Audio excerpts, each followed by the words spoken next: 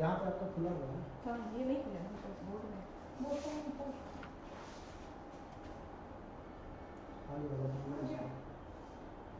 हमने इसको है हमने चेक किया।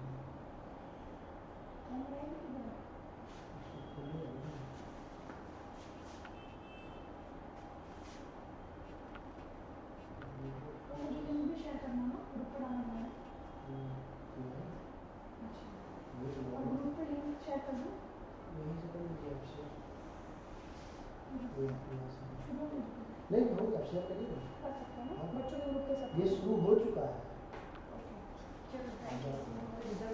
बच्चों के ग्रुप पे सब शेयर कर क्या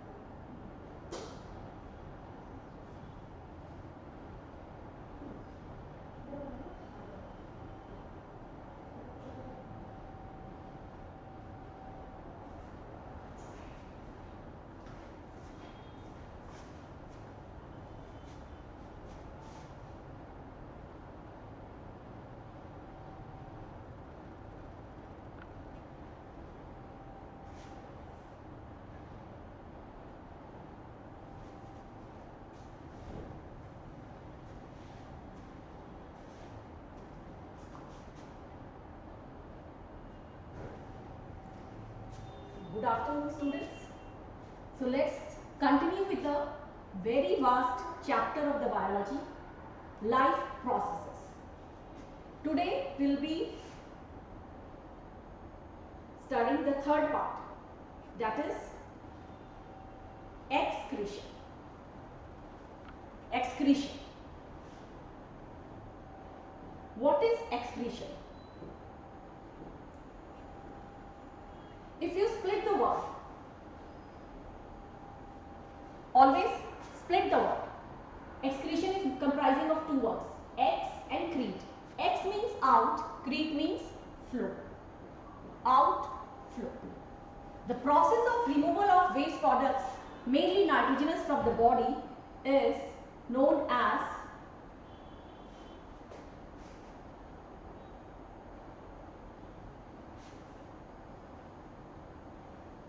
excretion. Now here one thing to be noted. Generally the students confuse excretion with egestion. They are of the opinion that these are one and the same thing, which is not. Please remember, egestion is removal of undigested food. Undigested food. Whereas excretion is the removal of nitrogenous metabolic waste. Here excretion is involving the removal of metabolic waste, mainly nitrogenous waste like urea, uric acid, ammonia, and the organs which are concerned with three processes. First is formation, then its storage, and finally the elimination of urine comprises the urinary system.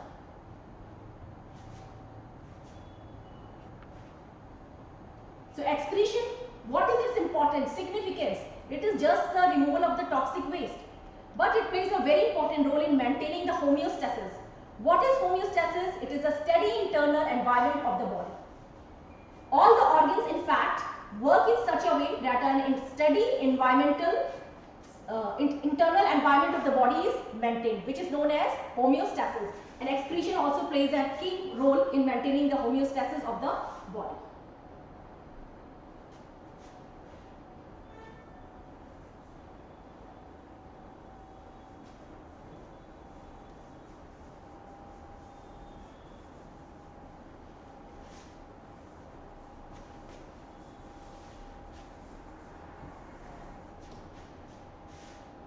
Now, excretion, as you can see, is the elimination of metabolic waste like ammonia, urea and uric acids. Ammonia, urea and uric acids. That is its removal. Now, what are the substances which should be removed from our body? First of all,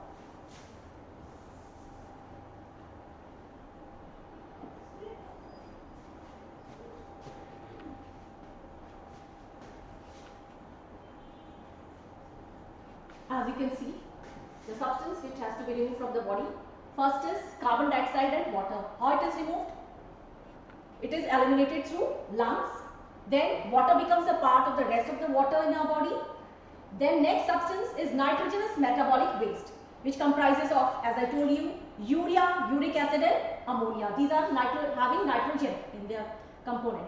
Excessive salts and water has to be removed. Then bile pigments, chiefly the bilirubin, that is the yellow pigment, and the breakdown process of the hemoglobin of the dead RBCs contributes to its formation. So these are basically the toxic substances which have to be eliminated from the human body. Excretory products and their elimination. Now you can see this is the excretory system. Human excretory system comprises of kidney, which is the functional unit, is nephron, lungs through which carbon dioxide is removed, then skin which involves sweat glands and liver. Types of metabolic waste. Already you are aware, carbon dioxide, it is produced from aerobic respiration. Water also is a byproduct of aerobic respiration. Salts are produced as a result of metabolic activities. And finally the nitrogenous waste, which are breakdown of excessive amino acids and proteins. So amongst the three, that is ammonia, urea and uric acid, highly toxic is ammonia followed by urea and uric acid. So these are the types of metabolic waste produced in our body. Coming to human excretory system, right? So these are the waste and they are removed. Carbon dioxide by lungs, water by skin, kidney and lungs, salts by skin and kidney, ammonia, liver, and finally urea is removed by kidney. Now, the organs of the urinary system comprises of a pair of kidneys, right? From each kidney arises a tube known as ureter, which leads into a sac-like structure known as urinary bladder, which opens to outside by an opening known as urethra. So this is the urinary system, human urinary system.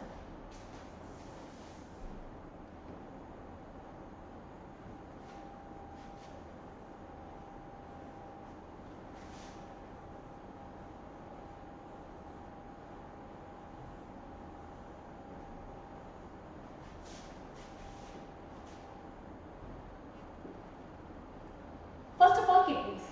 Kidneys are two bean-shaped organs, right? 10 centimeter long and 6 centimeter wide, located on either side of the backbone and protected by last two ribs. And what is important to be noted? The right kidney is slightly lower level than the left one. So if you have drawn the diagram, you can see this is the right kidney and this is the left kidney. Slightly right kidney is lower than the left one. And from each kidney arises a tube known as ureter, leading into a urinary bladder, which opens to outside by urethra.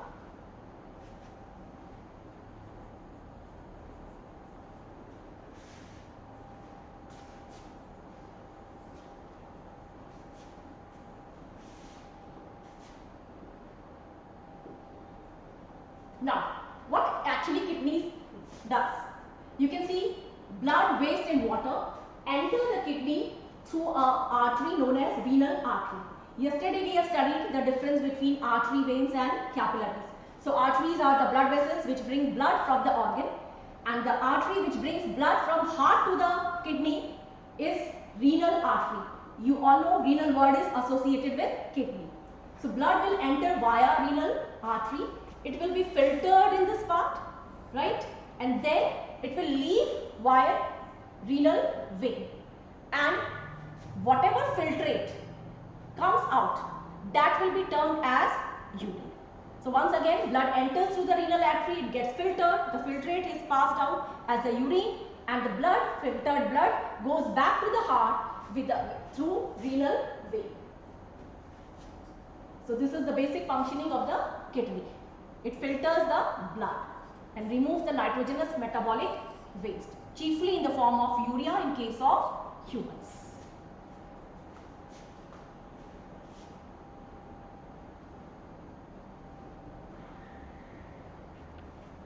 Now, this is the anatomy of kidney, right? You can divide the kidney into various sections.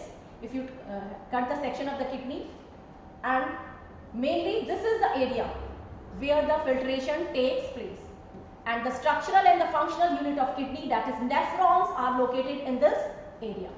So blood will be entering through renal artery, filtered here, and then the filtrate will be removed by ureter, and blood will be back to the heart through renal vein.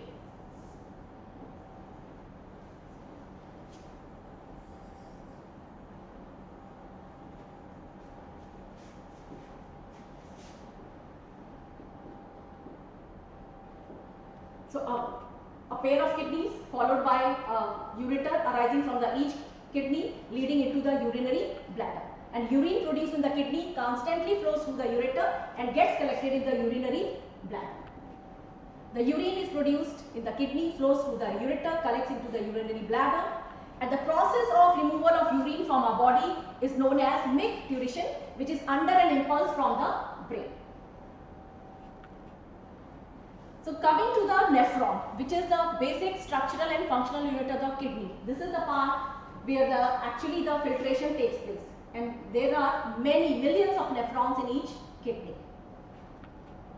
So structural and functional unit of kidney, which is known as the nephron.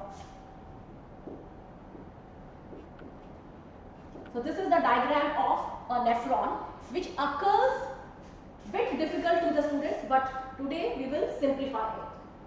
If you see a nephron, it comprises of a cup-shaped structure, a hollow cup, right, known as Bowman's capsule. And this hollow cup is fitted with lots and lots of blood capillaries known as glomerulus. Now this cup is followed by the tubule. Tubule is made up of three parts. First part, second part, and the joining part.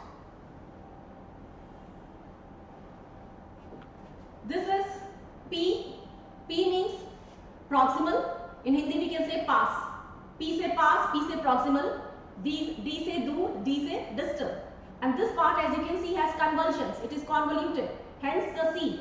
PC. Again, this is also convoluted. Hence C. And this is the tubule. So the name of this part is PCT, proximal convoluted tubule. This is DCT, distal convoluted tubule. And these two are joined by a U-shaped limb, which is known as Henle's loop. So simple the diagram. A cup-shaped structure lodged with lots of blood capillaries known as glomerulus. Then the tubular part, which is pass, that is near to the Bowman's capsule, is proximal convoluted tubule since it has convergence. DCT, it is distal convoluted tubule, and this leads into a collecting duct. So as you can see, this diagram is quite easy.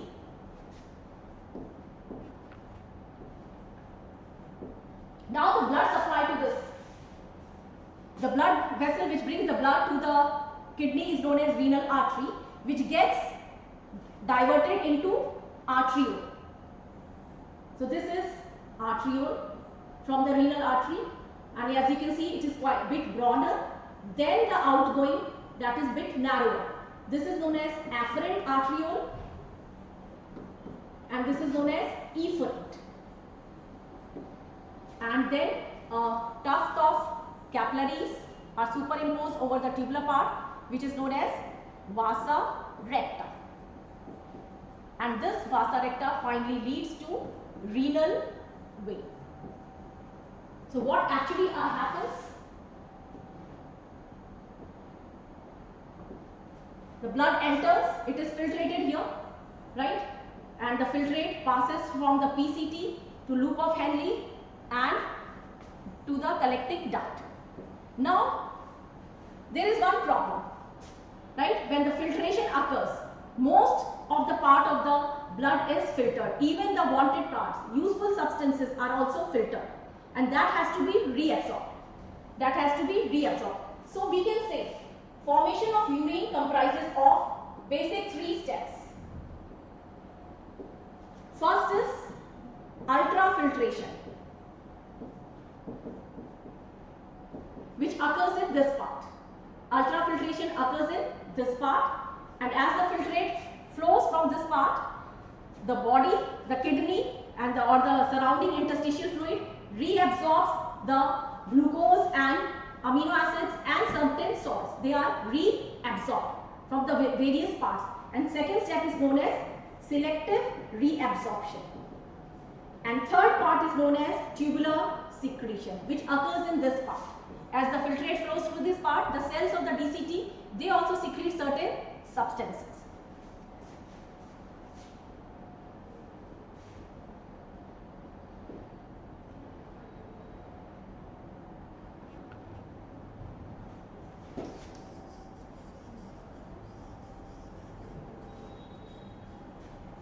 So this was the basic structure of a kidney tubule, which is known as nephron. The first part of the kidney tubule is Bowman's capsule, fitted with a tuft of blood capillaries known as glomerulus, where the filtration of blood takes place.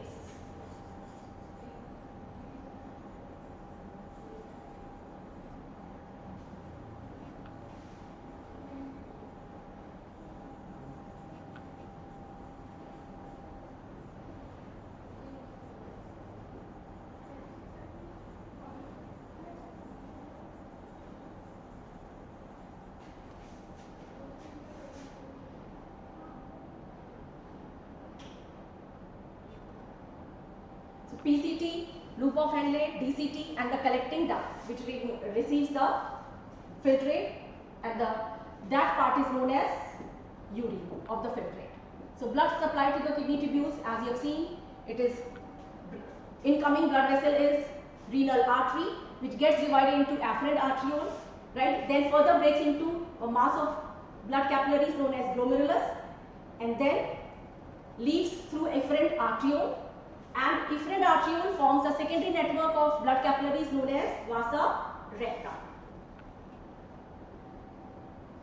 So you can see the blood is filtered here, right? Here the tubular secretion and reabsorption takes place. And finally the filtrate which comes out through the collecting tubule is known as urine.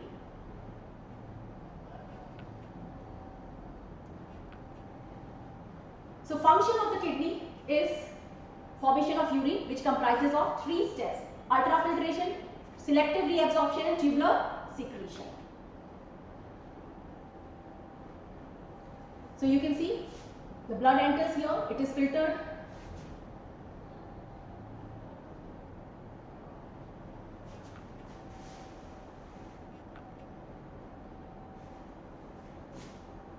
You can see the vasa recta, right, blood capillaries, and finally leaving into renal vein.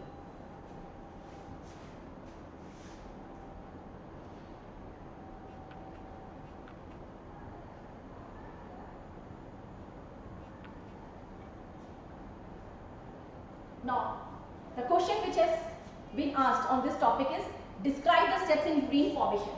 The first step is ultrafiltration. The blood flows through the glomerulus under great pressure due to the difference in diameter of the afferent and the efferent arteriole, right? And as a result of this much pressure, it is known as ultrafiltration.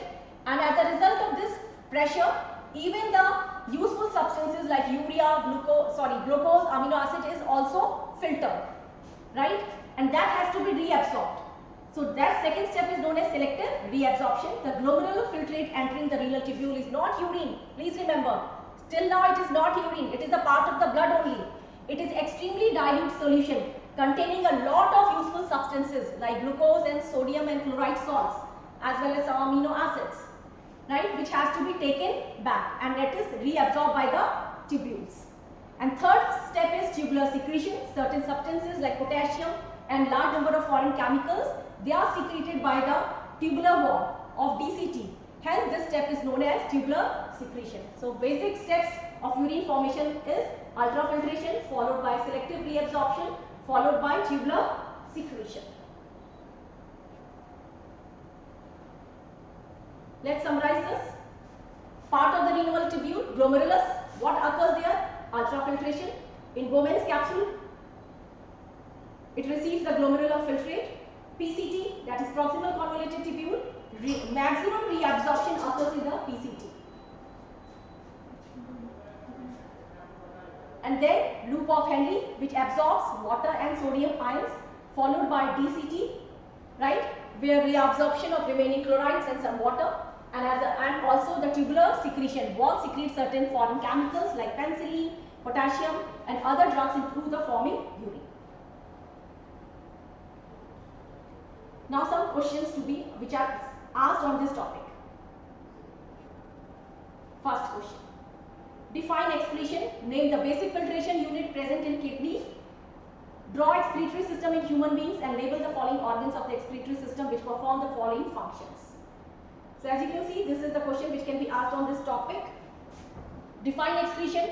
Obviously, excretion is the removal of nitrogenous metabolic waste from the body. Name the basic filtration unit present in kidney. That is nephron.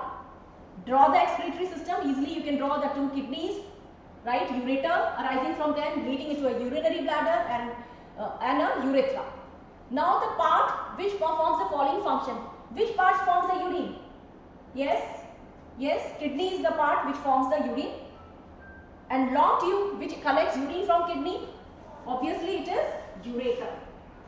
So you can see the question is quite easy if the concept is clear. And which part stores the urine until it is passed out? It is urinary bladder. And from where it is expelled? Urethra. So the biological process involved in removal of harmful metabolic waste is excretion. Basic filtration unit of the kidney is known as nephron. Kidney forms the urine. Ureter is the long tube which collects the urine from kidney. And the urinary bladder is a structure which stores the urine until it is passed. So it is one of the PYQ set on this topic. Now, one thing which you all should know, right? If the diagram is asked and how you have to answer. Okay, you have drawn the diagram. You have drawn the kidneys, ureter, everything, renal artery, renal vein. Now the question was, which part forms the urine? So here you will label the kidneys and then make a box and you will answer that along with the question number. Kidneys form urine. Secondly, it was asked, name the part which collects the urine from the kidney. You have labeled the ureter. Now you will make a box and there you will write ureter is the long tube which collects the urine from the kidney. So this is how it has to be answered. Similarly, the part which stores the urine, that is the urinary bladder. So this is how it has to be presented.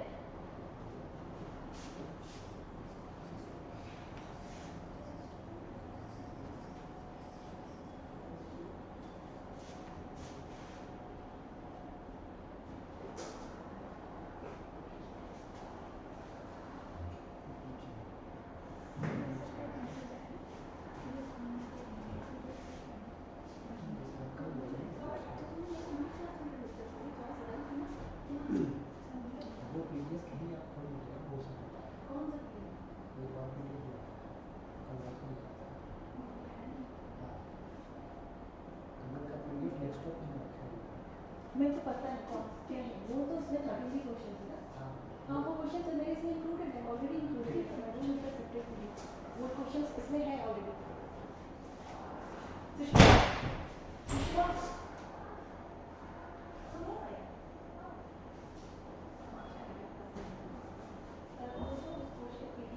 मैंने slides में डाले हैं ठीक है और वो मैं discuss करेंगे along with the topic.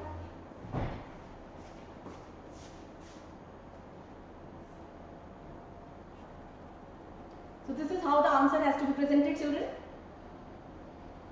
Now one more recent PYQ, this year's PYQ. Mention the pathway of urine in our body from the organ of its formation to its excretion. What will happen if the tubular part of the nephron does not work properly? As you can see, it's a 2-mark question.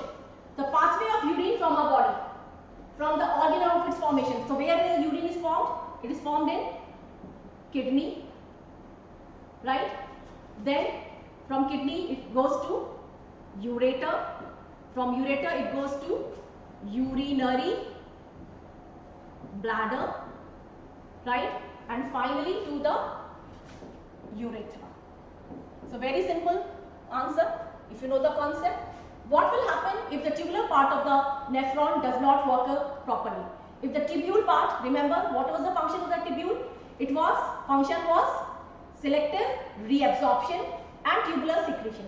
So if the tubular part is not functioning properly, all the important substances which are required for the body will be excreted along with the urine, and there will be many disorders in the body due to the loss of the useful substances from the body.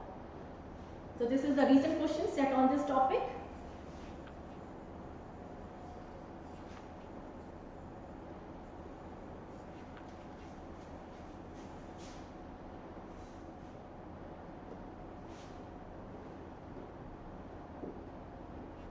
Now one more PYQ. Plants use completely different process for excretion as compared to animals. Which one of the following process is not followed by plants for excretion? Right? They can get rid by excess water by transpiration. They selectively filter toxic substances from their leaves. And you know this is the answer. So this is also the PYQ of 2024. So they selectively filter toxic substances through their leaves. This is incorrect, they have asked. Please note down, it is not followed by the plants for excretion. So this is the correct answer. Plants never selectively filter toxic substance to their leaves.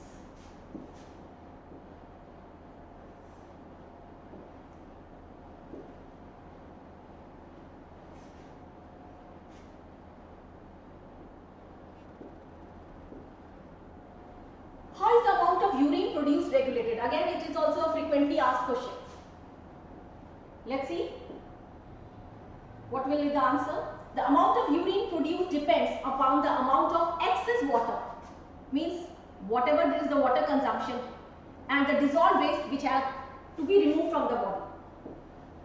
Some other factors like the habitat of organism and hormones such as ADH, that is antidiuretic hormone, also regulates the amount of urine produced in the body. So this is how the amount of urine is regulated.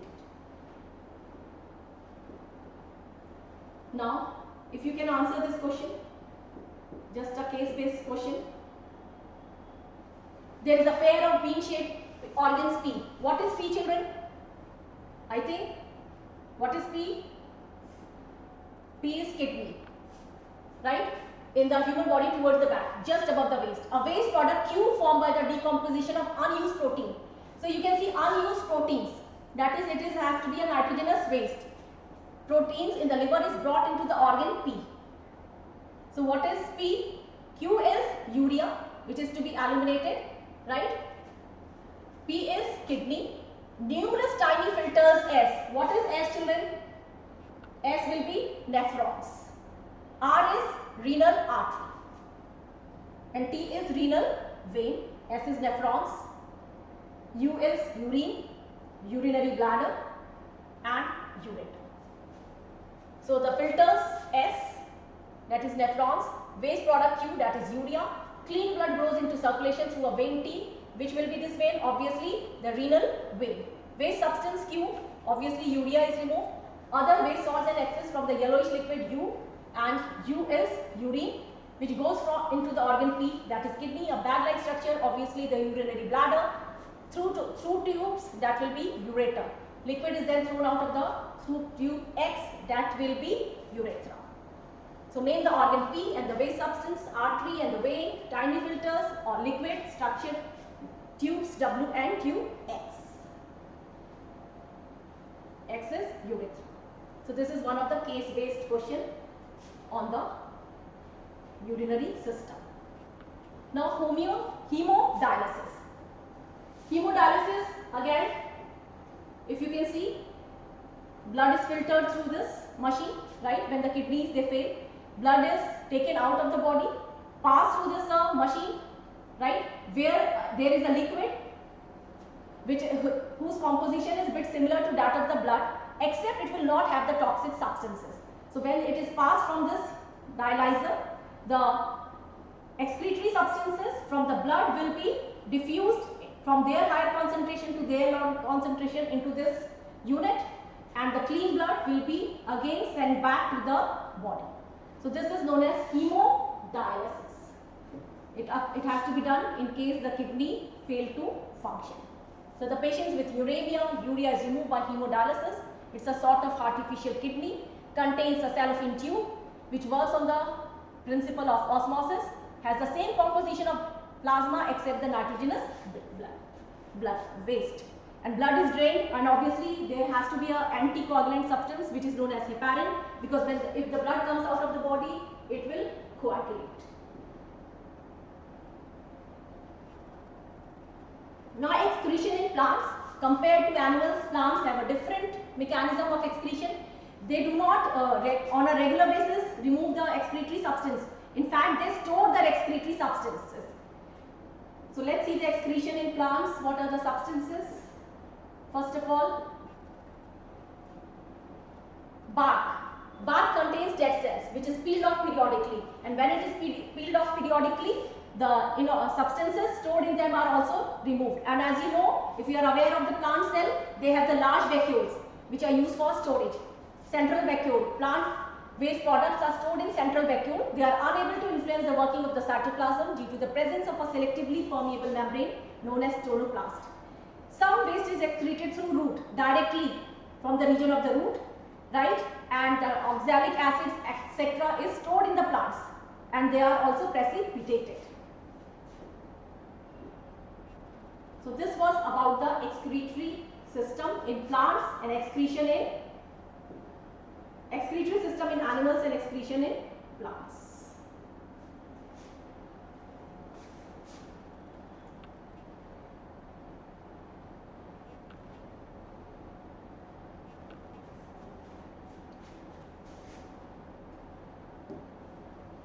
Now the next topic, transport in plants.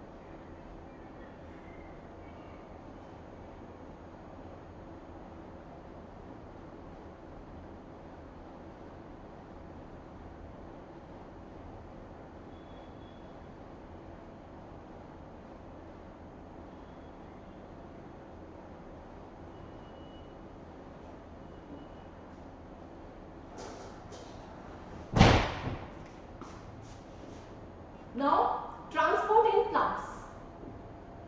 Yesterday we have covered transport in animals, that is the circulatory system. But transport of plants is a bit different than in animals. Here we do not have any pump, we do not have the network of blood vessels. So transport of material in plants is very less.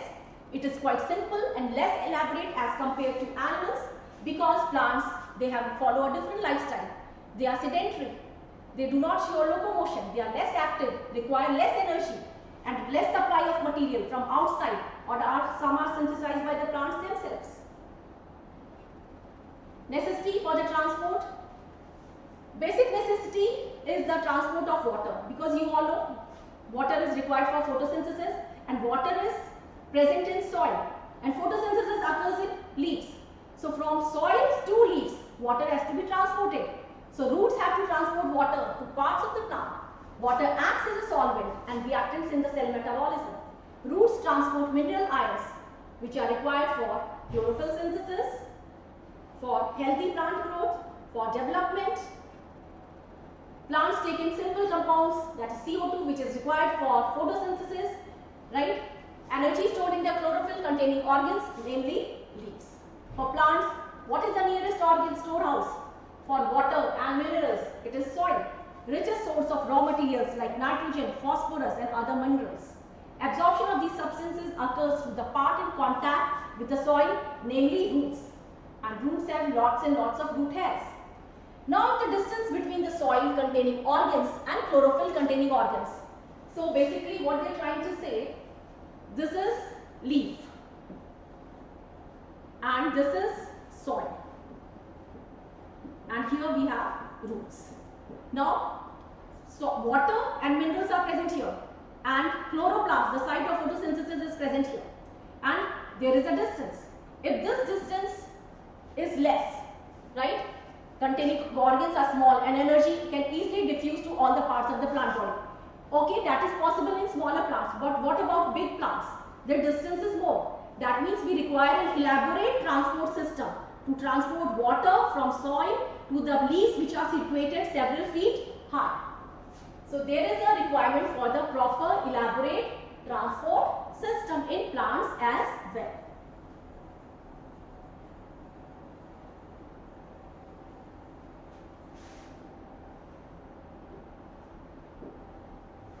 But if the distance become large, like big trees, angiosperms, flowering plants, because of changes in plants in their body design, diffusion will not be sufficient to provide raw materials. Means, in short, diffusion is not sufficient for transport of substances, right? And from roots to leaves. Therefore, what is the basic requirement in plants? A proper system of transportation is required in some situations. So as you can see, a child is pondering how the plant is meeting its requirement of water. Water is present here deep down into the soil, right? And it has to be transported to several feet height without any pump. So how is water transported? And that too against gravity, from the roots up the xylem and up to the leaves. So this is the basic question we are looking for. How does water move through the transport system of the plant? Even it does not have a heart-like pump, which we have. So how is water lifted against gravity? Right? And how are the products of photosynthesis, that is food, is transferred to each and every cell of the plant? So that is the basic question and we will be finding the answer. So plant possesses two independent transport. One is xylem that moves, everybody knows. Yes, xylem conducts water and phloem conducts food. How you have to remember? Phloem, fur say food, fur say phloem. So phloem is the tissue which conducts food and the other one, xylem, conducts water. So food is conducted from the point of availability to the area where it is required. And their root hairs play an extensive role in absorption of water. What do? They increase the surface area for absorption. More the number of root hairs, more will be absorption. So what is the function of root hairs? Absorbs water and mineral ions. So basically we have two transport systems in plants, xylem and phloem. What is the basic difference? It transports water and minerals, right? And does not require energy for its transport. And xylem is basically made up of dead cells. Out of the four, three types of cells, three tissues, they are dead in nature. Whereas phloem transports food like sucrose, amino acids, and it utilizes ATP. Hence, it's an active process.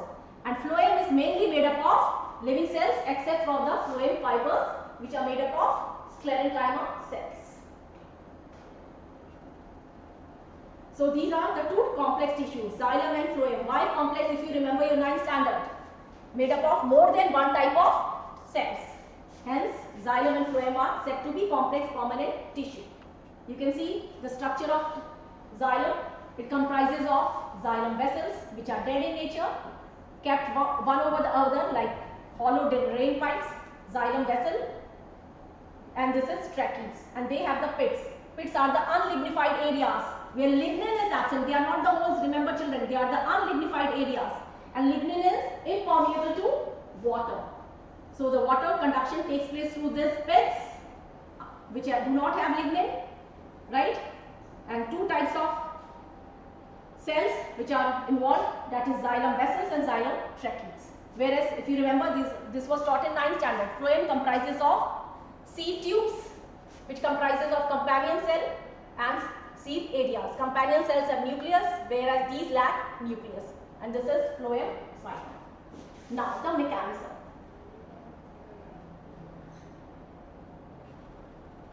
So xylem, it forms a continuous channel from root to the stem to the leaves and finally to the flowers also.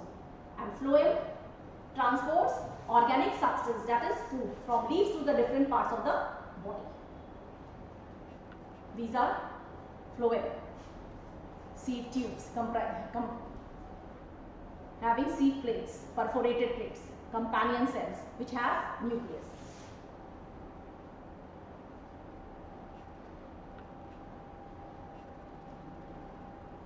Now, this is the transverse section of a plant.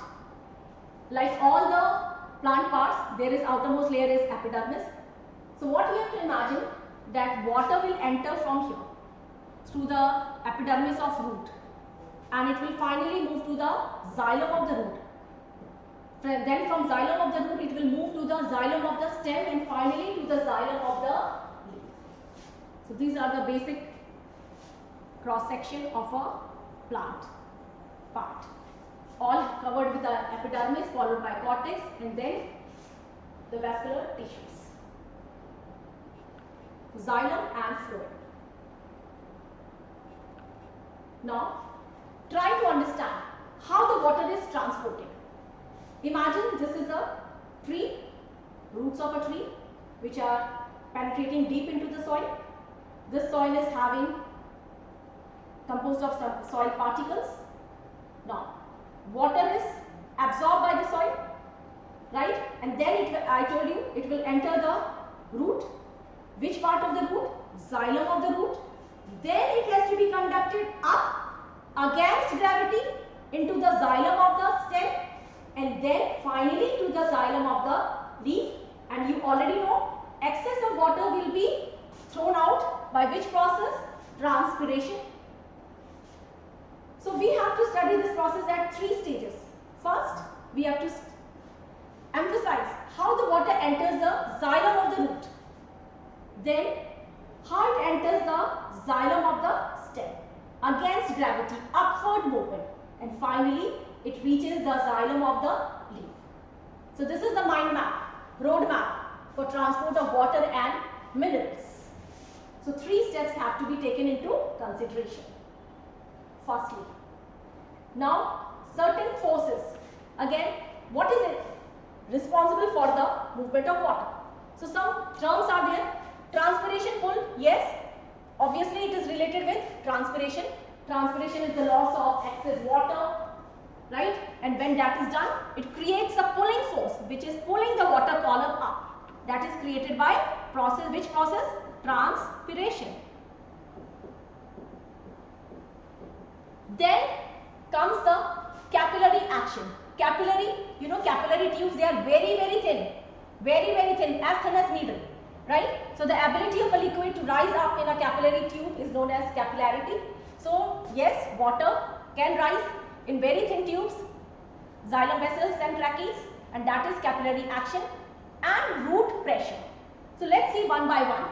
So these are the 3 factors which are causing the upward movement of the water, transport of water.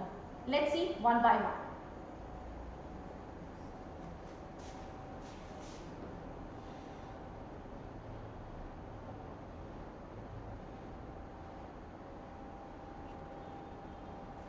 Now, when water enters the root, first of all, how water enters the root? By which process?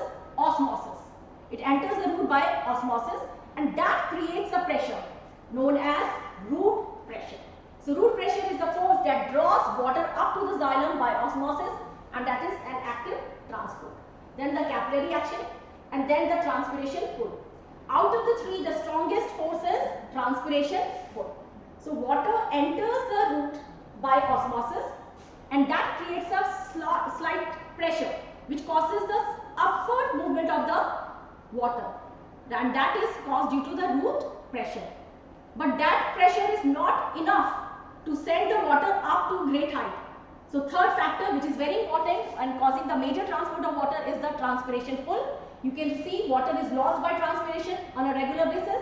That creates a pull which upwards, which lifts the water column upward. So transpiration pull contributes maximum to the transport of water.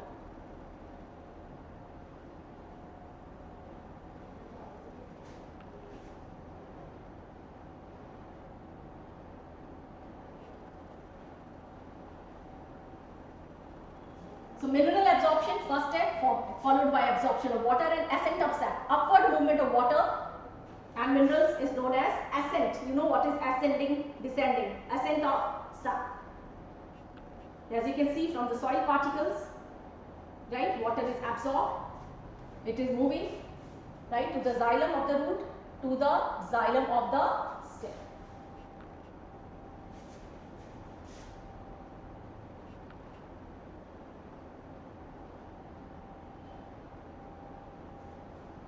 So please remember, water is absorbed from the roots by osmosis, and then it is transported from one cell to another by diffusion.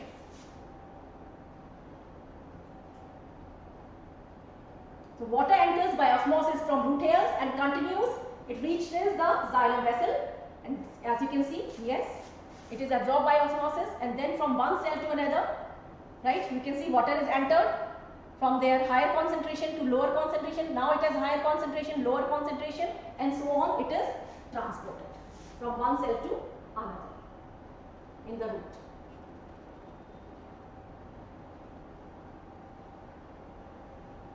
And when water enters the xylem of the root, it creates a positive pressure known as root pressure. But this is unable to push the water to great height.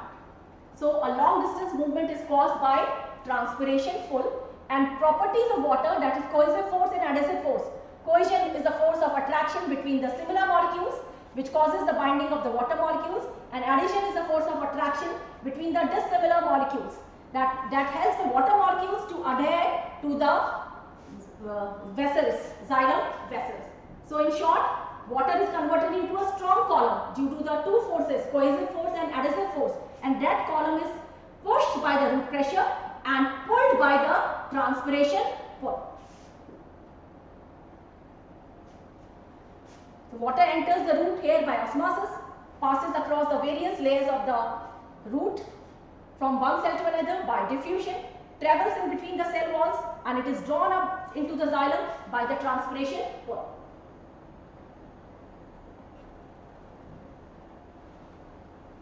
So transpiration pull is the major factor causing the upward movement of water.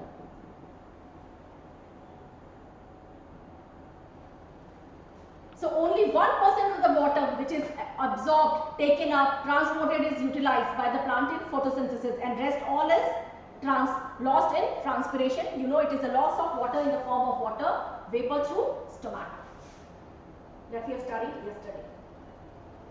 So again, now you can understand, water is absorbed by osmosis, transported via diffusion, pulled up, pushed up by root pressure, then pulled up by transpiration pull.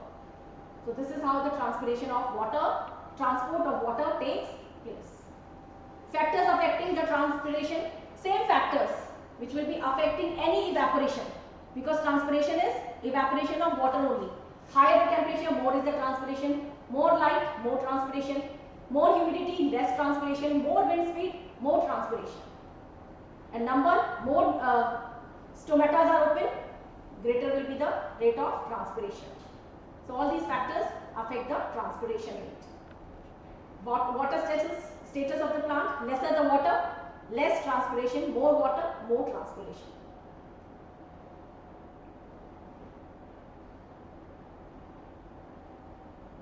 So let's see transport in plants. It is carried out by two tissues, xylem and phloem. Phloem conducts food, xylem conducts water through xylem vessels, which transport water as well as mineral ions, which is transported from root hair cells to other plant parts. Right? Water is transported in plants is aided by transpiration pull, root pressure and yes, capillary action. Water in plants can be lost via, obviously it is transpiration, which is affected by wind speed, then temperature, then light and humidity. So this is how the transport of water takes place in plants. Next, uses of transpiration. Obviously it creates a force which helps in upward movement of water, and that force is known as transpiration pull. Then transports minerals from the soil, and evaporation causes cooling. You have studied from lower classes. So same, transpiration cools the leaf surface, which protects the plant from heat initially, supplies water for photosynthesis, maintains the shape and structure of plants by keeping the cells turgid. Now coming to transport of food in plants. Now it has a specific term.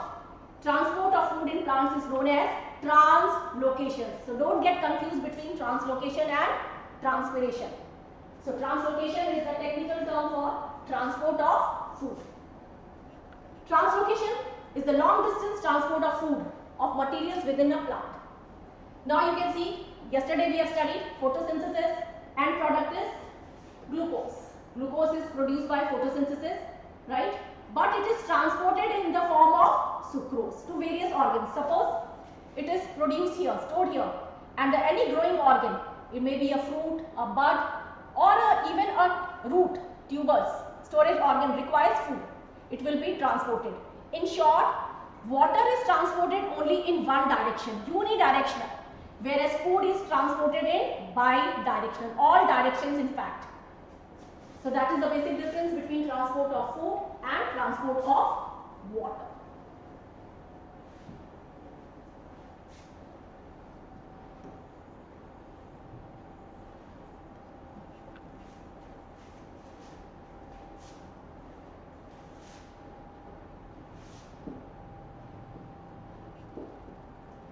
Now phloem transport. Source of phloem is the leaf and the sink. Basically, we can explain this transport of food with a sink and source theory. What is sink and source? See here. Mass flow hypothesis, which was proposed by Munch.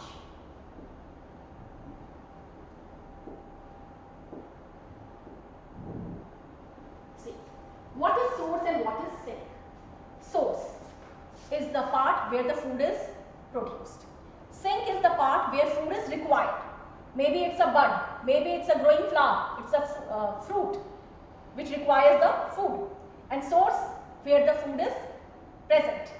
So this is source, this is sink, and this has to be transported by a phloem tube. But again you can see xylem also in this. So let's see how it is done. What is the role of xylem also here? Right? So what is source? A part of the plant that releases sucrose to the phloem. Take it as a leaf. Sink is the part of the plant that removes the sucrose from the phloem, maybe a root, flower, bud, anything which requires food. Now see this. This is explained on the basis of a mass flow hypothesis. Try and understand this. Children, this is a leaf. This is a leaf.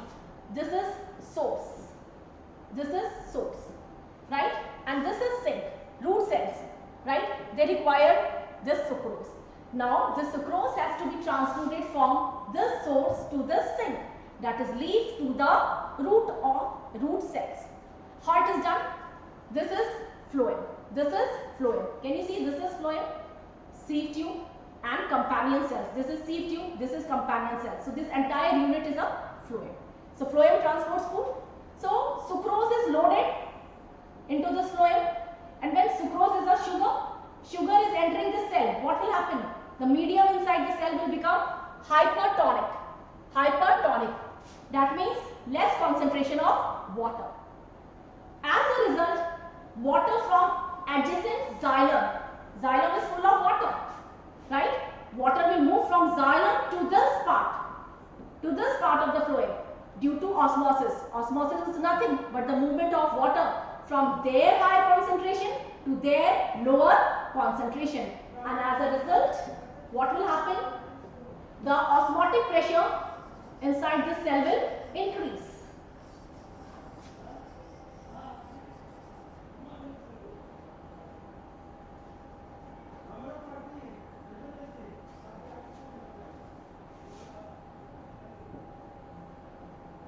So osmotic pressure will increase because of entry of water. And here in the sink, the osmotic pressure is less and things move from high pressure to low pressure. And as a result, food will be transported along with the water, dissolved in water, to this sink. So this is the mass flow hypothesis. Let's see. So the mass flow hypothesis for the movement of organic solutes in phloem suggests source is actively transferred into the seed cells at its source. So it is transferred here, followed by the water by osmosis from xylem to phloem. Right? And as a result, sucrose is actively transferred into the out of the sink. Water again follows by osmosis, reducing the pressure. So always low pressure will be maintained here in this point where it is sink, and high osmotic pressure will be maintained in the source, and the transport of solutes will take place. Now one PYQ, very important, often asked, frequently asked. What are the differences between transport of material in xylem and phloem? So first difference, xylem helps in the transport of water and minerals. Phloem for food helps in transport of food. Next difference, water is transported upwards from root to all other plant parts, unidirectional flow. Food is transported in both upward and downward directions. Transport of xylem occurs with the help of simple physical forces like transpiration, pull, whereas transport of food requires the utilization of energy in the form of ATP. So again, it is the FAQ, you can say, frequently asked question.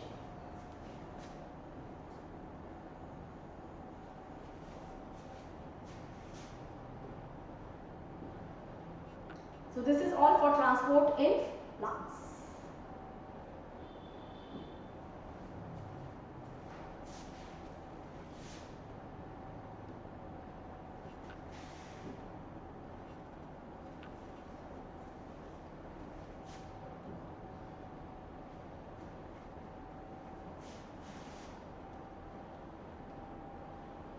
So this completes our life processes.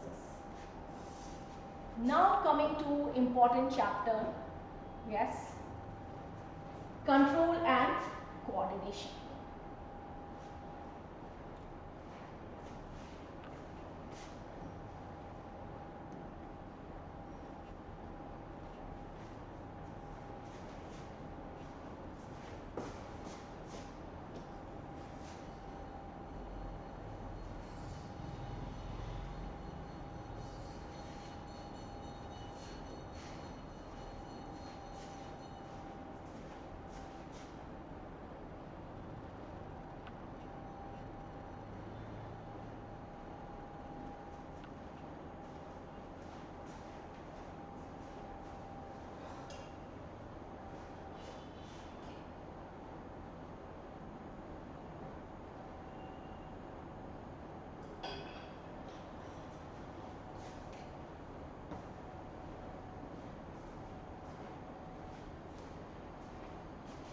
So again, I have divided this chapter into three parts. First is neural control, second is control and coordination in plants, and third is endocrine system, human endocrine system.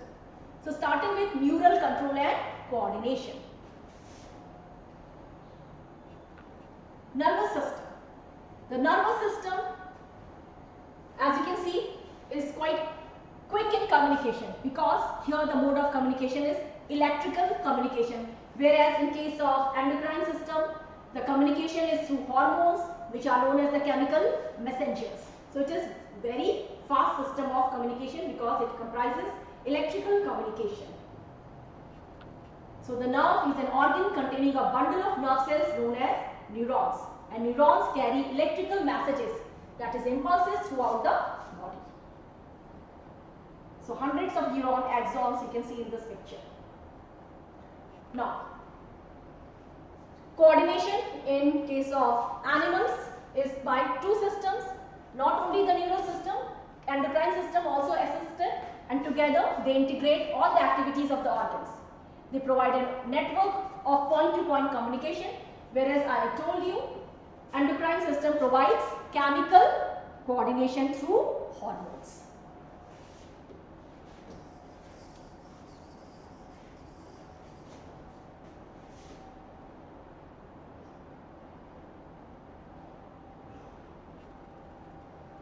Starting with the nervous system. All information of the environment is detected even when I am speaking, right? My voice, my subject is detected by the nerve cells. Receptors are located in our sense organs such as inner ear, nose, tongue and so on. So we have many types of receptors. Two to be mentioned in the NCERT. Gustatory receptors detect taste, olfactory receptors detect smell. Again, this was one of the PY2, right? Taste is detected by gustatory receptors, smell is by olfactory receptors.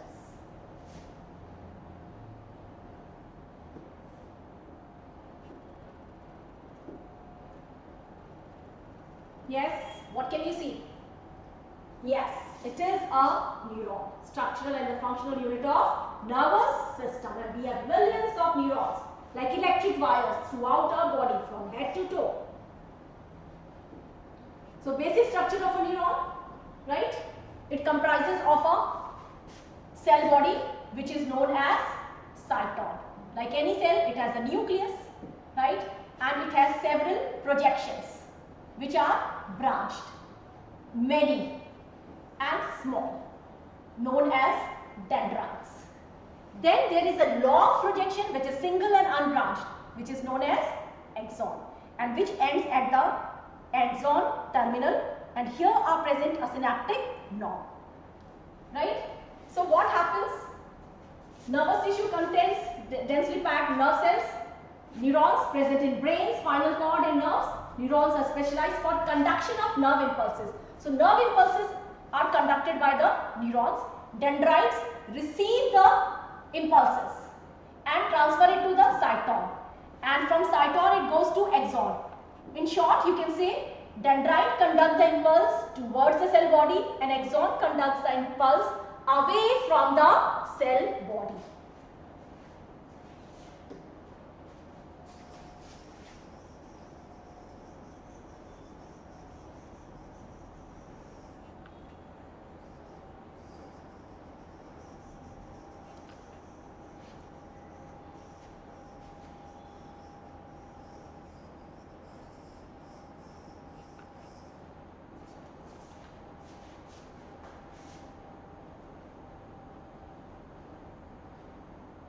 So nerve impulse has two parts, a neuron has two parts, cyton and the cell processes which are of two types, that is dendrites and axon. So dendrites are many, branched, right? They receive the impulse from the receptor and bring it to cyton. This is important. I'll show you how. Axon, single, long, unbranched, right? And carries the impulse away from the cyton. So dendrites carry impulse towards the cyton, axon carry impulse away from the cyton. Which impulse? Electrical impulse. Now, if you see this question of the NCERT, look at the figure. Yes, a neuron figure has been given, and identify the part of the neuron where information is acquired. Which part acquires the information? Yes, it is dendrite. Through which information travels as an electrical impulse? Yes, it will be axon. And where this impulse is converted into the chemical signal? At axon end. This is converted into a chemical signal. So this is the question of your NCERT, right? And many a times have been framed into board questions in different forms.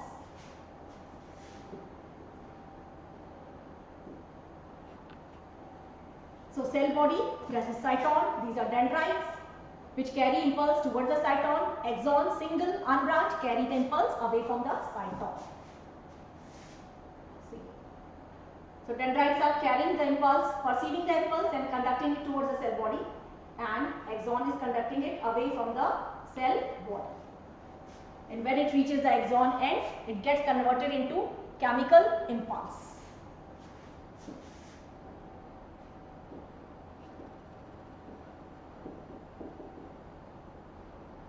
Two types of neuron, myelinated and non-myelinated. The transmission of signals. Now, what is synapse? Now see, this is one neuron. This is one neuron. These are dendrites. This is axon. And one neuron ends here. Ends here. Now the next neuron, this is neuron number 1. This is neuron number 2. So which part of the second neuron will be attached to the first neuron? Dendrites. It will be attached with the dendrites. Again, this is the neuron number 2.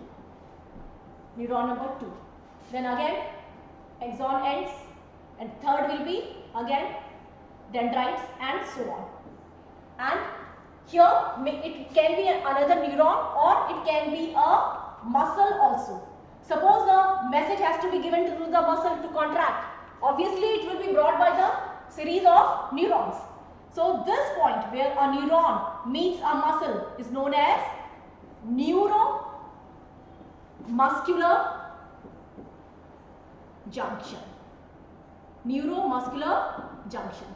And the gap between the two neurons is known as synapse. I hope the two words are clear. Synapse and the neuromuscular junction.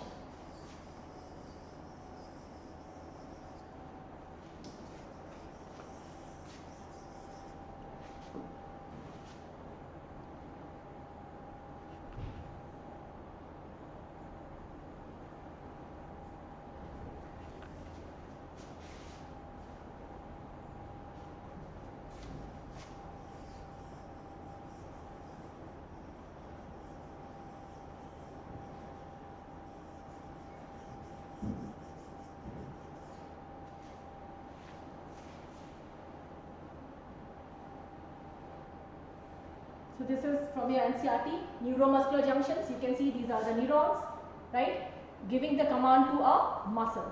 And this junction is known as neuromuscular junction. What event is happening here at the neuromuscular junction, that I will tell you right now.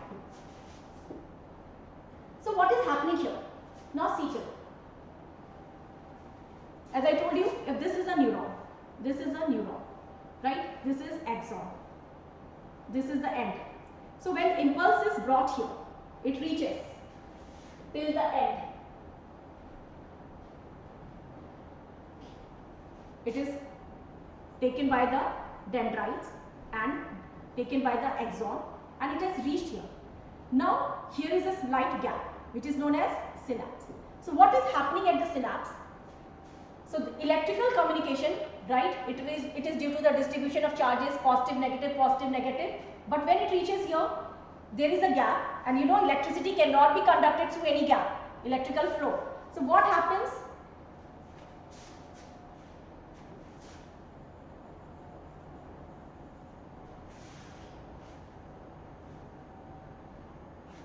See, this is the end of a neuron, first neuron, right? This is the end of a neuron, which is known as axon end, right? And this part is a knob-like structure known as synaptic knob. This is another neuron or maybe a muscle. It can also be a muscle, right? Gap between the two is known as synapse, or junction between the two is known as synapse. So this membrane prior to synapse is known as presynaptic membrane. This is postsynaptic membrane. with bag-like structures known as vesicles, which are filled with neurotransmitters. So as the impulse reaches the last part of the axon, these vesicles are pushed towards this synapse. They burst open, they fuse with this membrane, they open, and they release the chemicals inside them. That means neurotransmitters. The chemicals are released here. Chemicals can very well travel through this synapse, and as soon as they bind here with the postsynaptic membrane, right, they again start the electrical impulse. So electrical impulse is converted into chemical impulse at the end of the axon. That was the question asked, and many times it has been asked. And this is the event which is occurring at the synapse, which occurs between the two neurons or at the neuromuscular junction. So this is how the impulse is conducted across the two neurons or between a neuron and a muscle. Junction of a neuron and a muscle.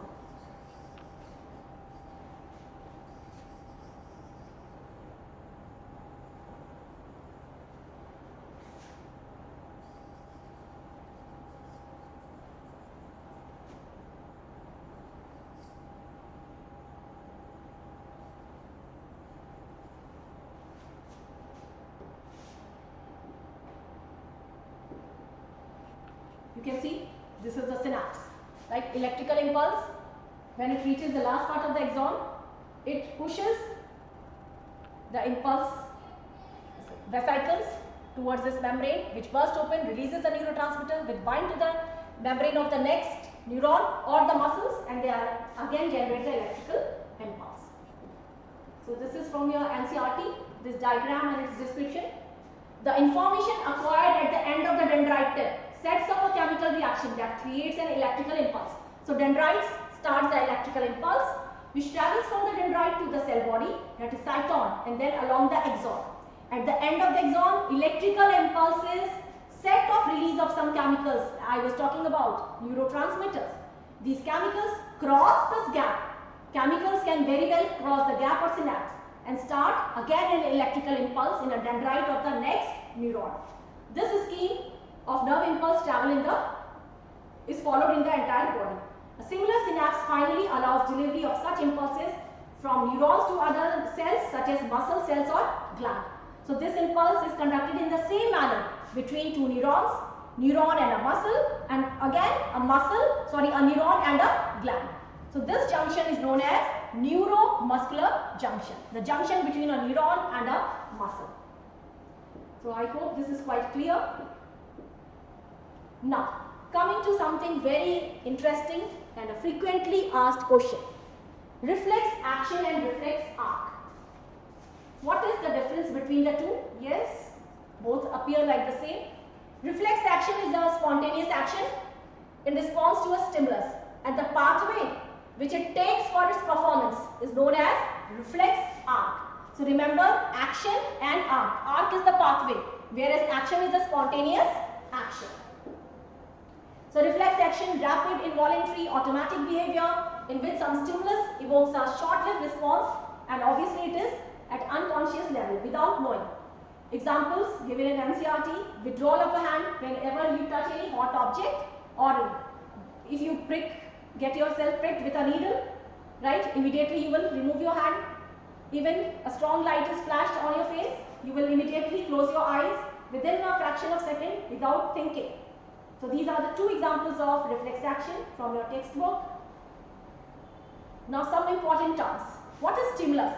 A sudden change in the external environment to which we respond is known as stimulus. Impulse, wave of electrical disturbance that sweeps over the nerve cell. Response, a change in the activity of the organism due to stimulus. Now three terms: receptor, effector and reflex arc. Arc, I told you, the shortest route that can be taken by an impulse from a receptor to effector. Receptor means what? Reception, which receives. Suppose if you touch a hot object, what will be the receptor? Which part of your body will perceive that stimulus? Your skin of the hand. So receptors, nerve cells or dendrites respond to stimulus, set up waves of impulse towards the central nervous system. Effector, the organ which brings into action. Mostly it is muscles. which will contract and perform any action. That is the response to a stimulus. So what is reflex arc? As you can see, here a person is being pricked by a needle.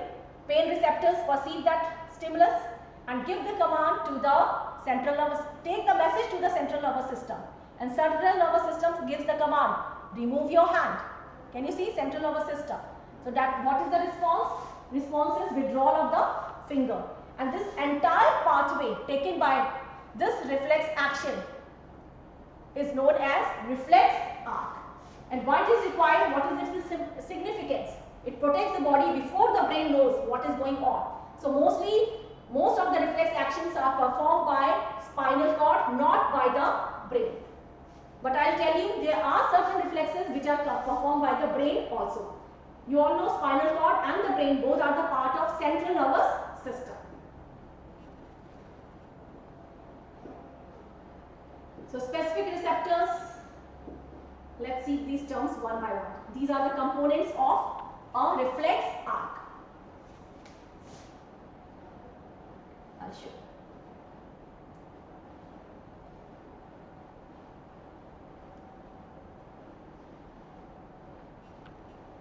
Now see, part of the reflex arc, stimulus. First is stimulus, right? That is received by a receptor. Now, this is central nervous system. This message has to be brought here. Maybe you have touched a hot object. Oh, I have touched a hot object, right? That is perceived by this receptor of your hand, skin of hand, right? And which group of neurons? Sensory neurons, which are sensitive to any pain. They take this message to the central nervous system. Which part of the central nervous system you can see? Here it is spinal cord. Now, from this sensory neuron, the brain will give the command to the effector muscles, remove the hand. But that command will be brought by again another set of neurons which are known as motor neuron. Now the thing is, too much of division of labor in our body. Motor neuron will follow the command given by the spinal cord. Sensory neuron will bring the messages to the spinal cord. But what about the connectivity between sensory neuron and motor neuron? So that connectivity is by another set of neuron known as interneuron, and more specifically in your NCERT it has been mentioned as relay neuron. Like in relay race you pass on the baton. So interneuron or relay neuron connects the sensory neuron and the motor neuron. Motor neuron brings the command from the central nervous system to the effector. Mostly it is a muscle. This will contract and your hand will be withdrawn from that hot object, and that will be termed as response. So it's very easy if you have the concept. Stimulus, opposite of stimulus is response to stimulus. See the direction, opposite. Receptor will receive the stimulus, effector will bring into action the response to stimulus. Sensory neuron will carry the message from receptor to the CNS. Motor neuron will bring the command from the CNS to the effector, and they both will be interconnected by relay neuron. So it becomes quite simple. Then the complicated diagram given in your textbook, you can draw the reflex arc in the form of a flow chart.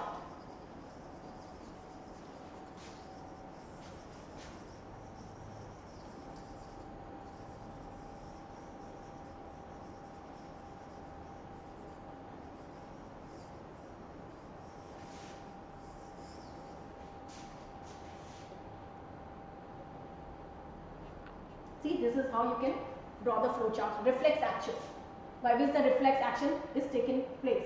Stimulus is heat, perceived by receptor. Hand detectors in skin. Heat detectors in skin, carried by sensory neuron. Arrow is very important. Spinal cord, motor neuron, effector, muscles of arm. What is the response? Removal of hand. So this is a reflex arc. This pathway is known as reflex arc.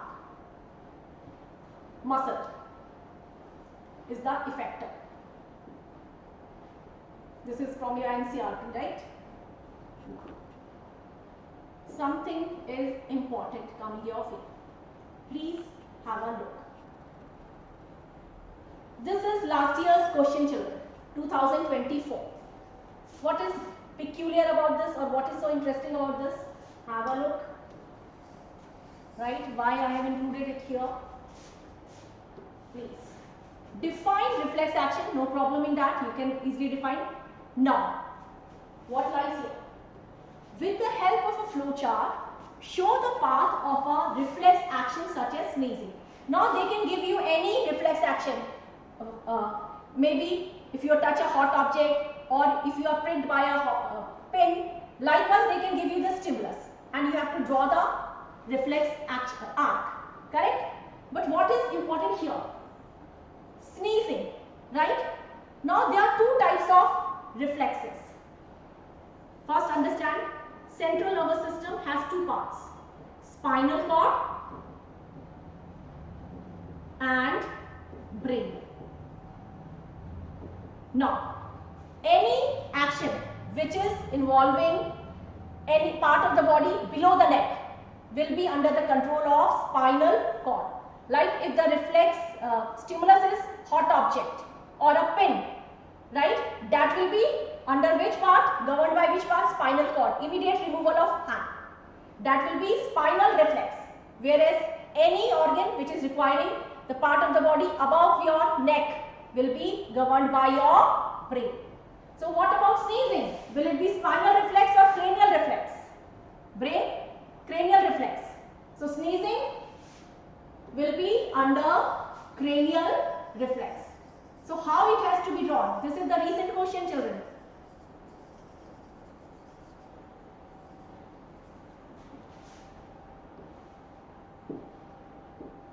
See, stimulus will be same.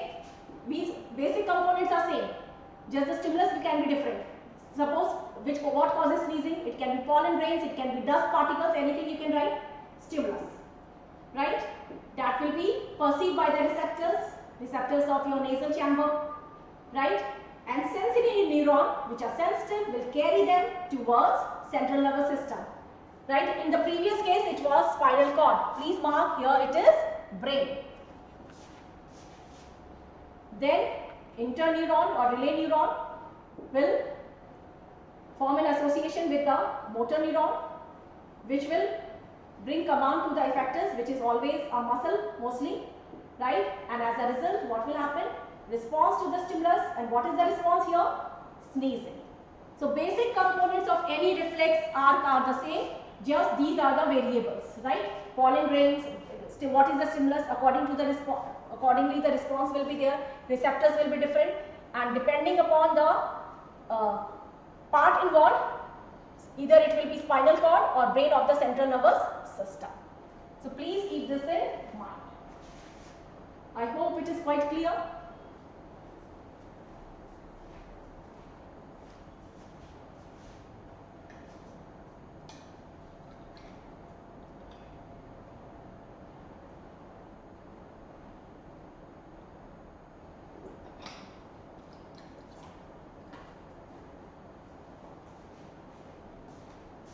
So this is the reflex arc for a cranial reflex. So two types of neurons, sensory neuron, right, which carries the messages from organs to the central nervous system, right? Interneuron or relay neuron connect the sensory neuron and the motor neuron. See how it is transmitted. So from sensory neuron, again synapse, interneuron, again synapse, motor neuron, again synapse and the muscle. And here what will lie? Neuromuscular junction. So again you can see the conduction of nerve impulse across the synapse. So synapse can be between the two neurons as well as between the neuron or a muscle. Interneuron or relay neuron passes impulses from brain and spinal cord and connects the sensory and motor neurons. Now starting with the nervous system. See the nervous system. Nervous system has two parts, central nervous system and the peripheral nervous system.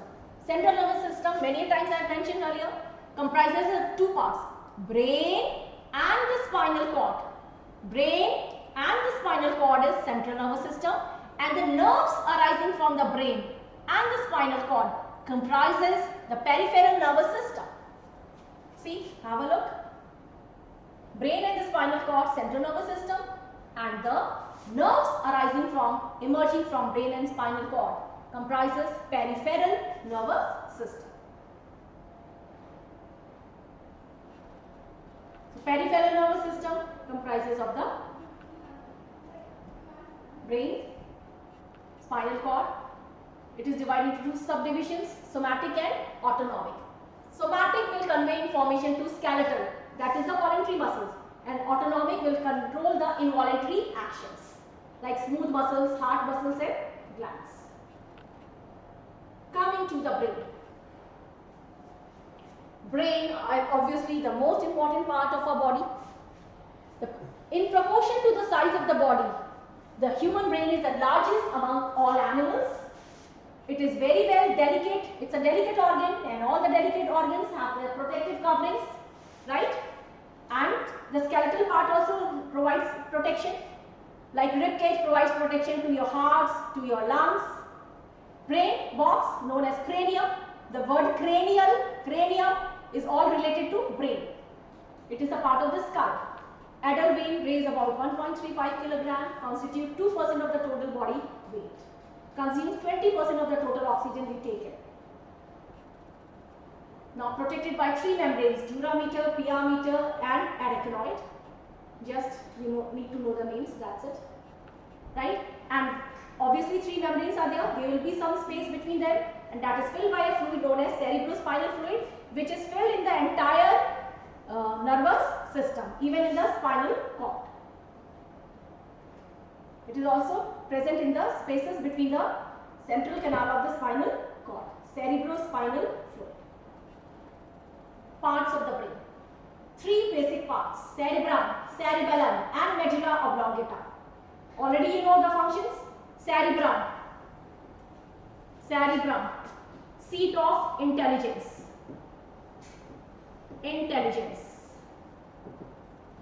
Whatever, thinking part, analysis, memorizing, that is all governed by cerebrum. Cerebellum, what is its function? Balance of the body. You need to walk, you do the cycling, dancing, skating, climbing, whatever, running, everywhere. Balance of the body is the function of cerebellum. And medulla oblongata controls all involuntary actions. Whatever involuntary functions of your body, like right now, digestion is going on, respiration is going on without your command. That is involuntary nature. All is the function of medulla oblongata.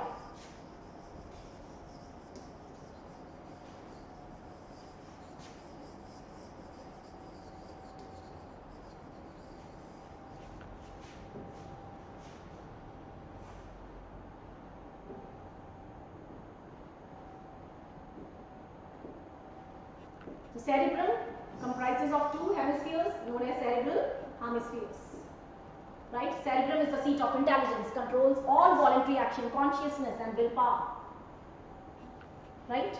Subconscious, unconscious mind, all is under cerebellum. Cerebellum is the main function is balance of the body and coordinate the muscular activity. You stand up, you walk, right? That is the function of, but when you stand up, that you are doing willingly, that is the function of cerebrum. But when you are walking, that is the function of cerebellum.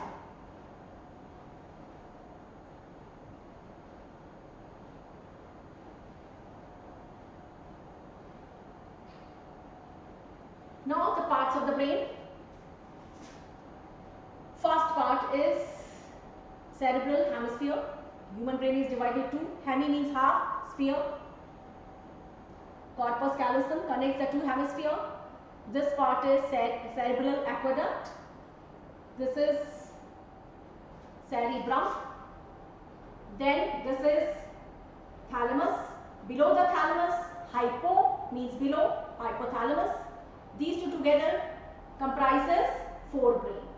Cerebrum, thalamus and hypothalamus are the parts of the forebrain.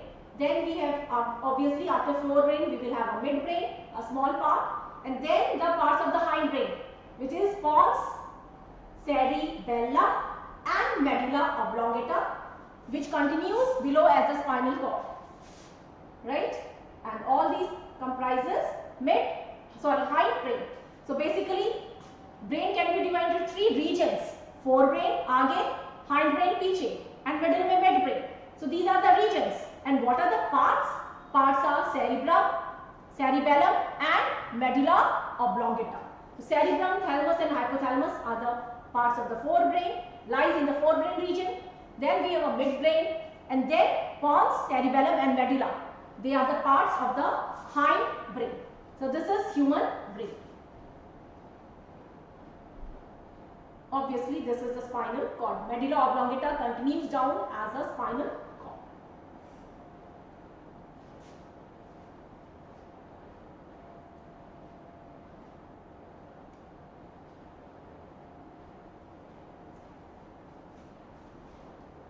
Very important, whenever you are drawing a diagram, you need to label it, give the tagline, give it a heading. So this is a sagittal section of human brain. This is from your NCERT, right? And this is the model. You can have a look.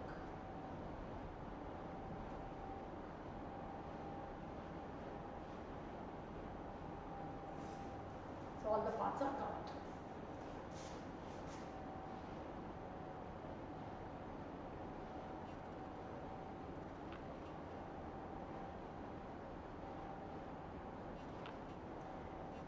So medulla oblongata controls the function of all internal organs. All these are being asked. It is three parts of the brain and their functions. And injury to medulla oblongata results in death because it controls all the internal organs. So all the parts taken together, divided into three regions: forebrain, midbrain, and hindbrain. So these are the three primary regions of the brain. Now forebrain, cerebrum, seat of intelligence.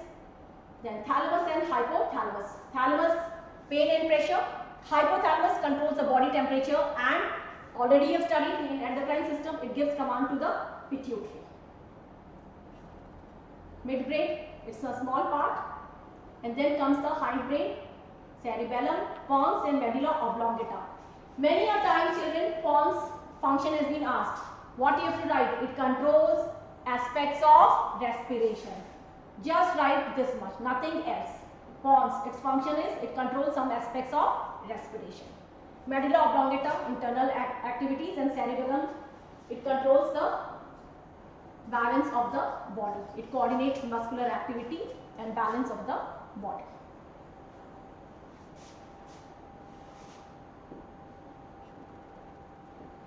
Functions of spinal cord. It controls the reflexes, as I told you, below the neck. Above the neck, it will be controlled by brain, conducting sensory impulse from skin and muscles to the brain, and finally conducting motor responses from brain to muscles to the trunk and limbs. Peripheral nervous system. It is divided into two: somatic and autonomic nervous system. Carry impulse to and from the central nervous system. Cranial nerves, spinal nerves, right? 12 pairs, and spinal nerves 31 pairs. No need to remember.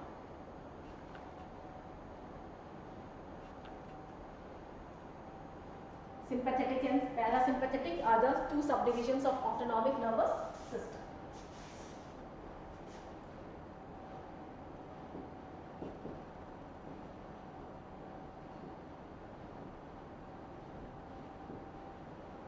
Now some important questions. Let's see. What is the difference between a reflex action and walking?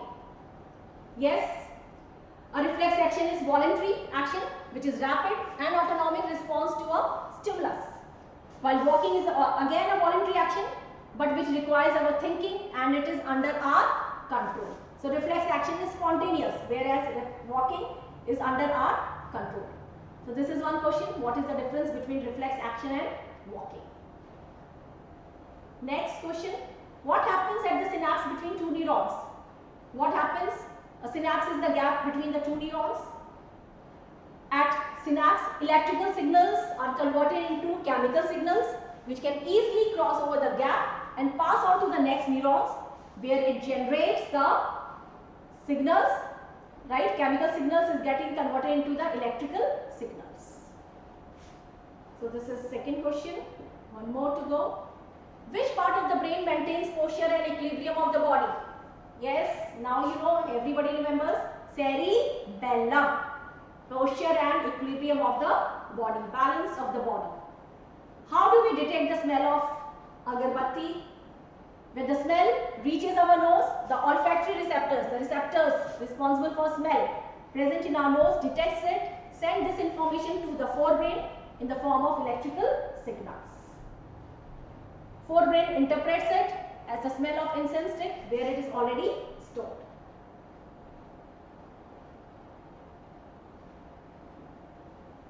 What is the role of brain in reflex action? Brain has no direct involvement in reflex action, mainly controlled by spinal cord, as these actions not require thinking and are very quick in action.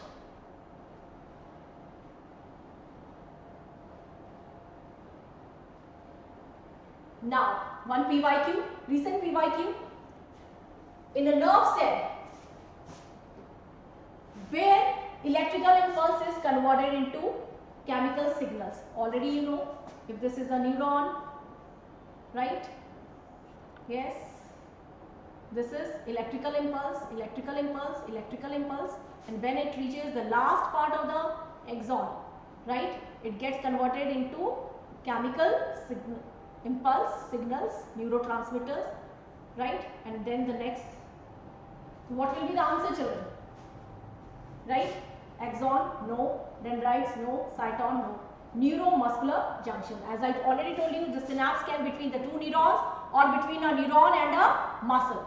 So the junction between neuron and muscle will be termed as neuromuscular junction. So answer is C. So this gives you about the idea how the questions are asked. Focus on the concepts. If the concepts are clear, any question you can answer.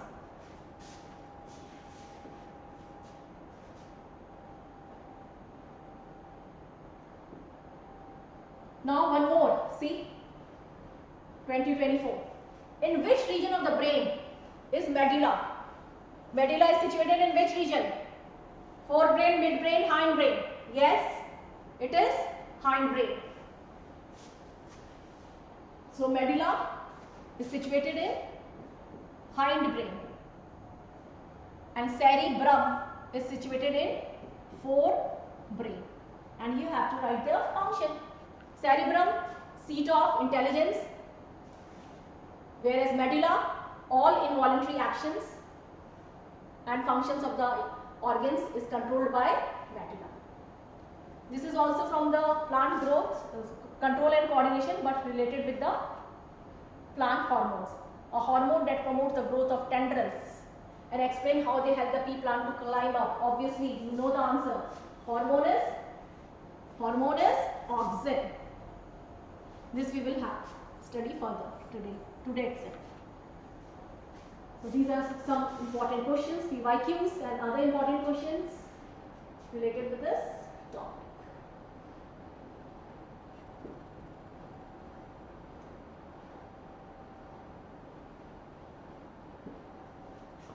So we have completed the first part of the control and coordination. Now moving to the second part.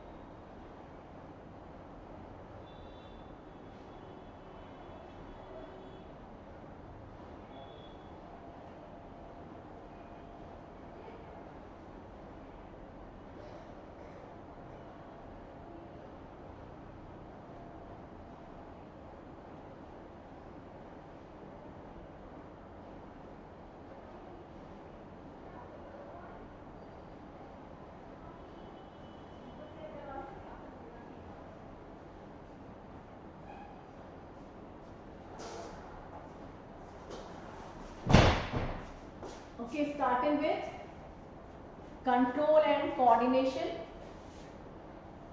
in plants. So we have completed control and coordination first part, that is nervous system of animals. Now moving to control and coordination in plants.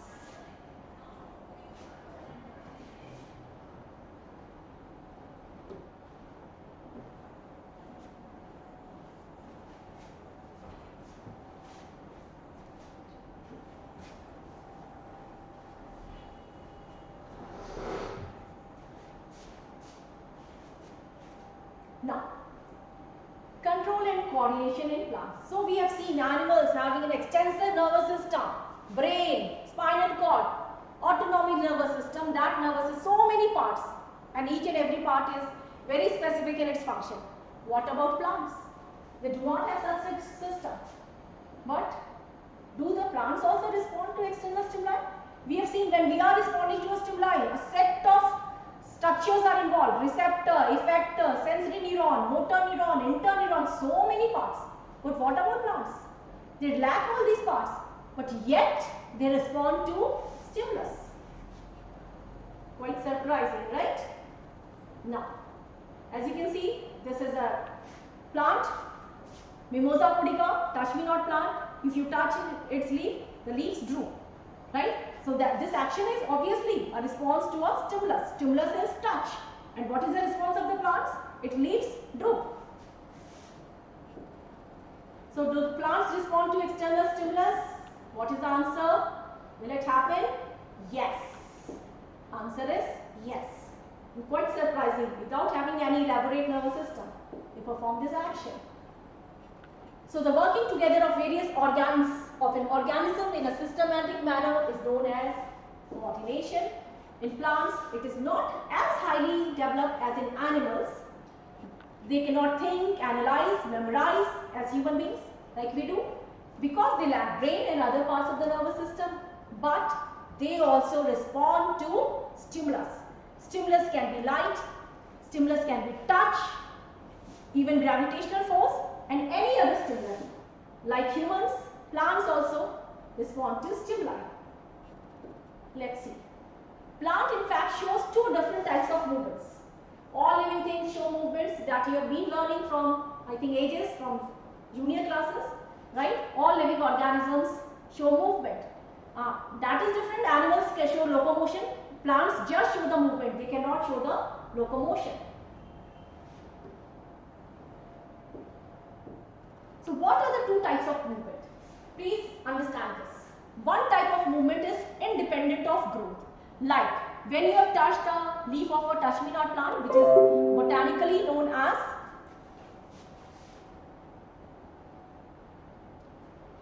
Mimosa pudica, right? All the leaves, they droop, right? That is in response of touch. Any movement is, growth is occurring? No. Remember, on the contrary, observe this. There is a seedling, right? Here it develops a root. And what is happening? This root keeps on growing. Cells are dividing. Meristematic tissues are formed. Cells are dividing. And root is penetrating deep into the soil. What we can perceive here? That movement of the root towards earth. So here also movement is occurring. We will say the movement of the root is occurring towards earth. But this movement is actually dependent on growth. Right? So two types of movement. Growth independent, which was the first case when you touched a Mimosa pudica plant. Right? There no growth was involved, and what we could see? A movement of the leaves.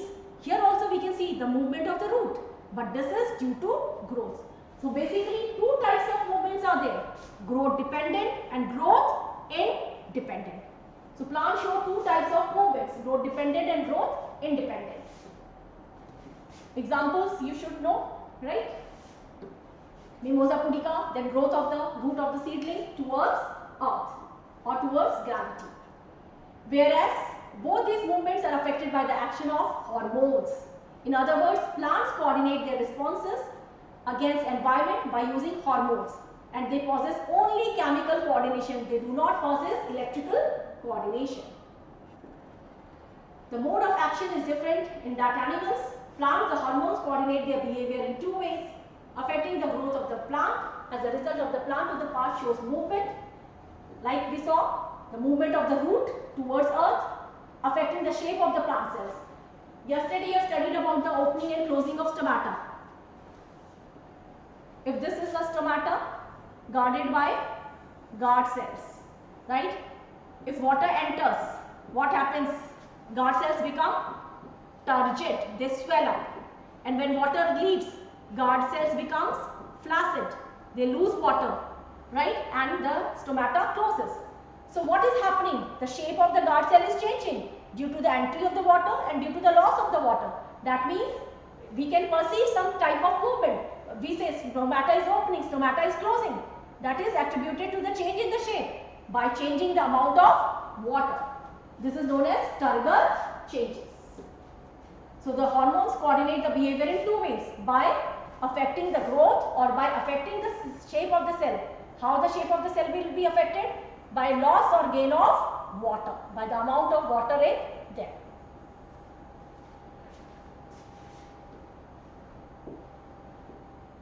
So growth movements in plants are regulated by external environment as well as the internal factors. Plant movements, two types. What are they? Growth independent and growth dependent movements. Now we have the term growth independent movements. For example, touch me not plant are example of nastic movements, whereas growth movements occurring due to growth in any part. Stem is moving up, cells are added due to meristematic tissue, apical meristem, and we will see stem is moving up, it is growing, right? That movement is known as tropic movements or tropism. So nastic movements and tropic movements. So nastic movements, non-directional, due to turgor changes, reveal immediate response to stimulus, but do not involve growth. For example, sesamonastic and nictinastic movement, two types of movements are there under this. Sesamonastic or thigmonastic. Thigmo means touch, the movements in response to touch. Example is again mimosa pudica, touch me not plant. This is an example of thigmonastic. The movements of, you might have seen, diurnal variations, means some flowers, they bloom when sunlight is there and they close when sunlight is not there. Diurnal means 24 hours changes. So such movements are known as nictinastic movements. They include photonastic movements and thermonastic movements. Photo means light, so light is involved. Thermonastic movements, that is dependent on temperature. The stimulus will be temperature, the stimulus will be light. Examples of photonastic movements. Dandelion flower, it opens up in the morning when it is bright light and closes in the evening when light fades. So it's an example of photonastic. Photo means light. Thermonastic, thermo means temperature, diurnal variation in the position of the plant parts caused by changing temperature of the surroundings. So both these types, they are non-directional. Light is not coming from any particular direction. Temperature is not involving any direction. So these are without any direction. Nastic movements are without any direction. Tropic movements, coming to the main part, tropism, which involves direction. Growth movements. You can see the seedlings or the plant parts turning towards light. So we can say plant is responding towards which stimulus? Light. This is tropic movement. It involves a direction. So directional movements are orientation of specific part of the plant in response to external stimulus. For example, if you see part of the plant, if this is stem, this is root. What is happening? Stem is, if it is bending towards sunlight, this is stem, right? Root will bend away from the sunlight. So when I am saying towards, I am using the two words, towards, and I am using away. Away, towards, towards sunlight. Away from sunlight. That means it involves direction.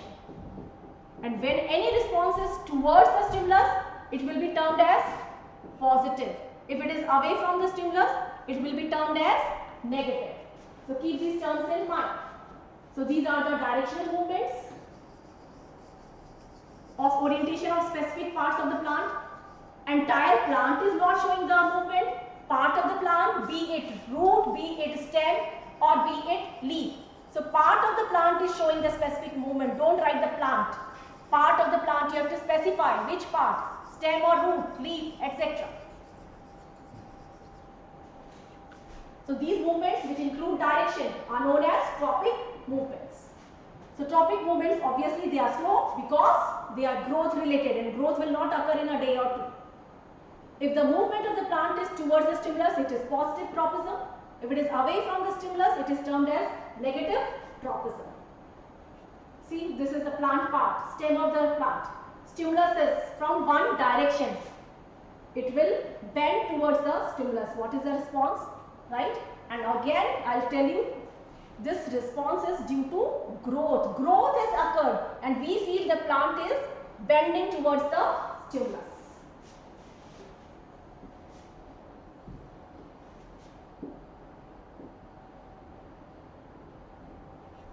So it is the directional growth movement made by a plant.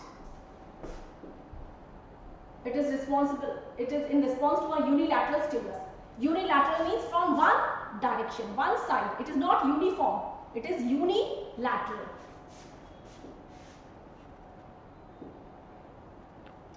Now, tropism. Tropism word remains the same, and whatever is the stimulus, accordingly that will be the type of tropism. If stimulus is light, the type of tropism is known as phototropism, and you can see the stem bending towards light. It is example of phototropism. Water, stimulus is water. Root will bend towards water, and stimulus is water, so tropism will be hydrotropism. If the stimulus is gravity, the name of the tropism will be geotropism. Root will be growing towards the gravity and shoot will grow away from the gravity. Accordingly, negative and positive. So type of stimulus and the type of tropism. If stimulus is light, tropism is phototropism. If stimulus is gravity, it is geotropism. If it is chemicals, chemotropism. If it is water, hydrotropism. If it is touch, thigmotropism. Be very clear with the words thigmonasty and thigmotropism. Touching of Mimosa pudica, touch me not plant, that is an example of thigmonasty, not thigmotropism, because growth is not involved and direction is not involved. So these terms are related with type of stimulus and accordingly the type of tropism. Light, gravity, chemical, water and touch. Photo, geo, chemo and hydro, thigmotropism.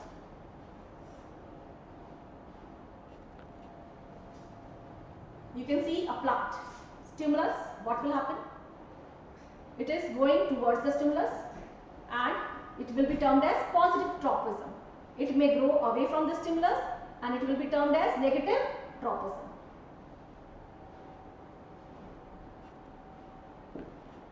Now, you can see a box has been made, right?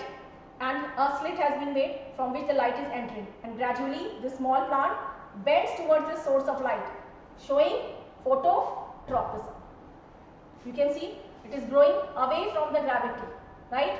Showing negative geotropism. Now,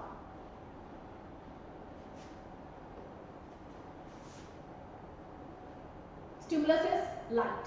Stem grows straight towards the light. Root grows downwards. So stem, this is uniform light. In this case, it is unilateral stimulus coming from one side. So stem bends towards the light. Root bends away from the light. So root is negatively phototropic. Stimulus के हिसाब से नाम होगा tropism का. Be very clear, कौन सा stimulus दिया है क्वेश्चन में, उस पर ध्यान देना. अपने मन से नहीं. Hydrotropism, phototropism. Stimulus is light, negatively phototropic. अगर स्टिमुलस वाटर होगा तो यही रूट क्या हो जाएगी, positively हाइड्रोट्रोपिक. whereas stem is positively phototropic. negatively geotropic. आप पूछोगे water का नहीं लिखा, water doesn't have any, it is neutral for stem, not having any much impact, whereas root is positively geotropic. So please pay attention to the type of stimulus and accordingly it will be the tropic movement.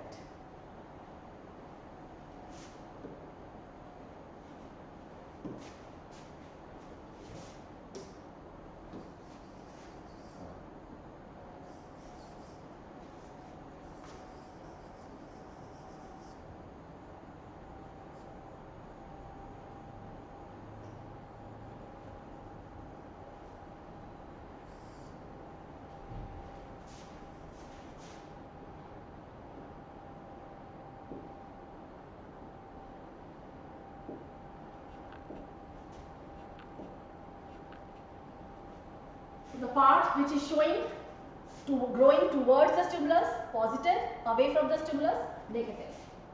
Stem is positively phototropic, root is growing away from the light, negatively phototropic. You can see unilateral light coming from one direction, plant part is bending.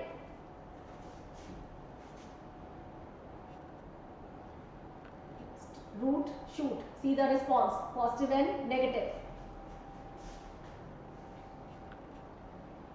Now what is the importance? If stem is showing positive phototropism, stem will be bending towards the sunlight and leaves can get the maximum amount of light for photosynthesis. Geotropism, root is bending towards ground, right? Leaves can receive maximum sunlight because shoot is moving away from the ground. Importance, root will grow deep into the soil and get the firm anchorage. Roots can absorb maximum amount of water, minerals and salts.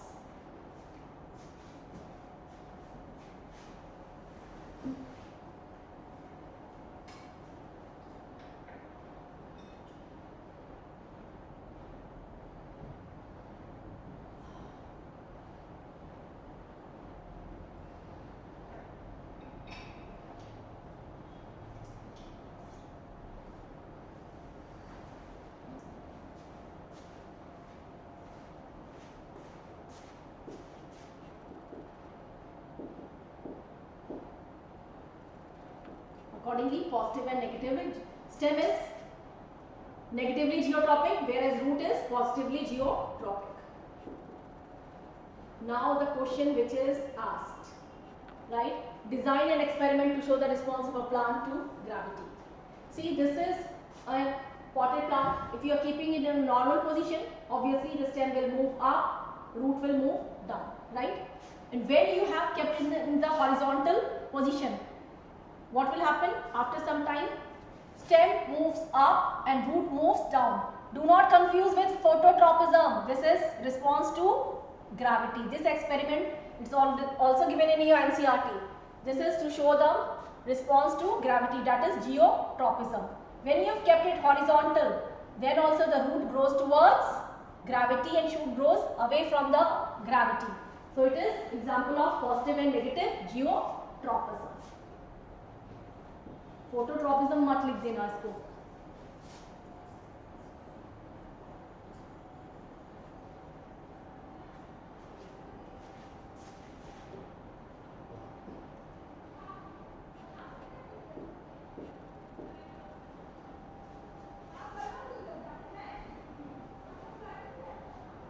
Hydrotropism, root positively hydrotropic, shoot nothing particular.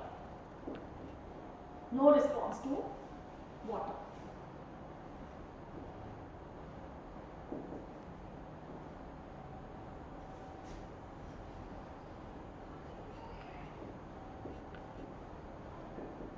Now, chemotropism, the movement of the part of the plant in response to chemical stimulus. Only one example we have in your NCERT. You have studied in reproduction in plants. This is stigma, this is style, this is ovary, right? Embryo, and here lies the egg. pollen grains landed, right? Pollen grains have landed on the stigma, that is pollination. Now these pollen grains are the male gametes. They have to reach this egg for fusion to form zygote. So what happens? Pollen grain starts the germination and they form the pollen tube. Now this pollen tube directly enters this embryo sac, right? And the male gametes fuses with the egg.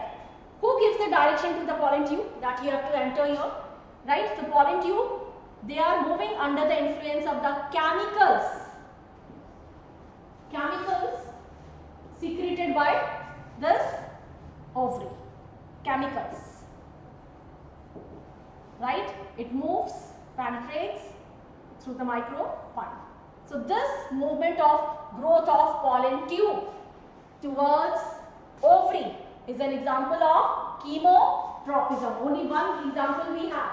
So please remember it. It is very important, quite important, and many times have been asked. Single example of chemotropism, the growth of the pollen tube towards ovary under the influence of the chemicals secreted by the ovary is an example of chemotropism.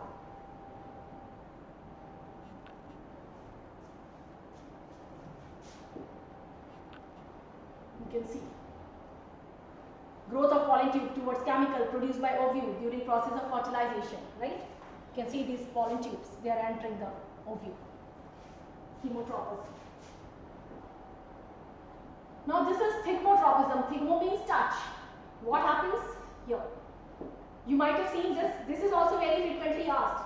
कई बार पूछा जाता है, right? This is a tendril, right? Coil part which coils around a support, right? So what is happening? As soon as this tendril comes in contact with this anything touch, it can be a rod, it can be any wooden part or a grill of your window. It coils around that. So this is in response to the touch. Hence it is known as thigmotropism. Please remember it is not thigmonastic, which was there in the case of Mimosa pudica. Here it is tropism. It is growth related movement. Movement is caused due to growth. Growth हो रही है और फिर जाके वे entwine कर रहा है. Right? So it is an example of thigmotropism. Growth of tendril towards a support.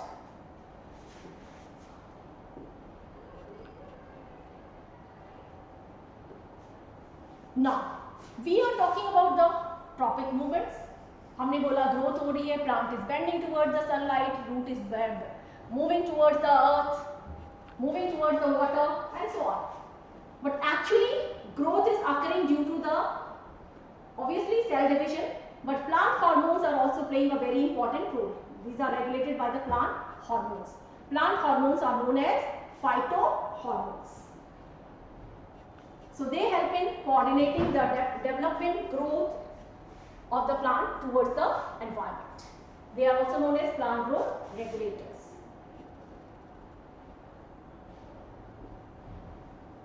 Let's tabulate them. Already you have studied. Number one is auxin, gibberellin, cytokinin, ethylene and abscisic acid. These are all known as promoters. Whereas abscisic acid is known as inhibitor. Let's see the function. Auxin promotes cell enlargement, cell division, differentiation, promotes stem and fruit growth, regulate growth movements like tropism. This we have to study in detail. Induces parthenocarpy, formation of seedless fruits without fertilization. Coming to gibberellic acid, promotes cell enlargement and cell differentiation. One and the same thing, but in presence of auxins. They also promote growth in stem and fruits. Cytokinin, children, many a times asked, split the word. Cyto matlab cell, kinesis matlab division. तो cytokinesis पूछा है तो एक ही hormone आना चाहिए mind में, that is cytokinesis. Nothing more than that. They promote cell division. This is line from NCERT. It is natural then that they are present in greater concentration in areas of rapid cell division, such as in fruits and seeds. Also help in breaking dormancy. Dormancy means complete arrest of metabolism. Dormant seeds, supt avastha. seeds are lying, they are not germinated. Delay the aging in leaves, promote the opening of stomata, promote the growth fruit. Even ethylene, what is peculiar? It is the only gaseous hormone. It promotes the growth and ripening of the fruits. Abscisic acid acts as inhibitor, means it is known as stress hormone. During stress conditions, it promotes the plants. It promotes dormancy. Ulta, यहाँ पे they break the dormancy. Here, this one is inhibitor is promoting the dormancy, and thus inhibits growth during stress conditions. So abscisic acid is inhibitor, rest all are promoters. Activity is opposite of inhibitor and promoter.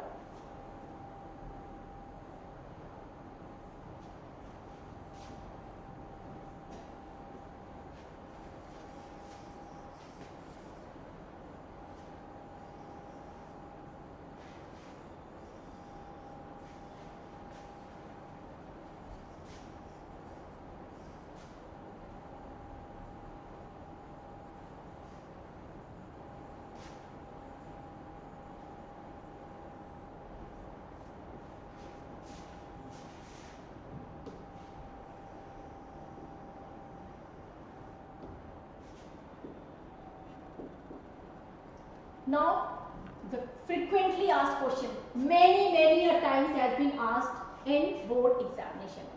Role of auxin in phototropism.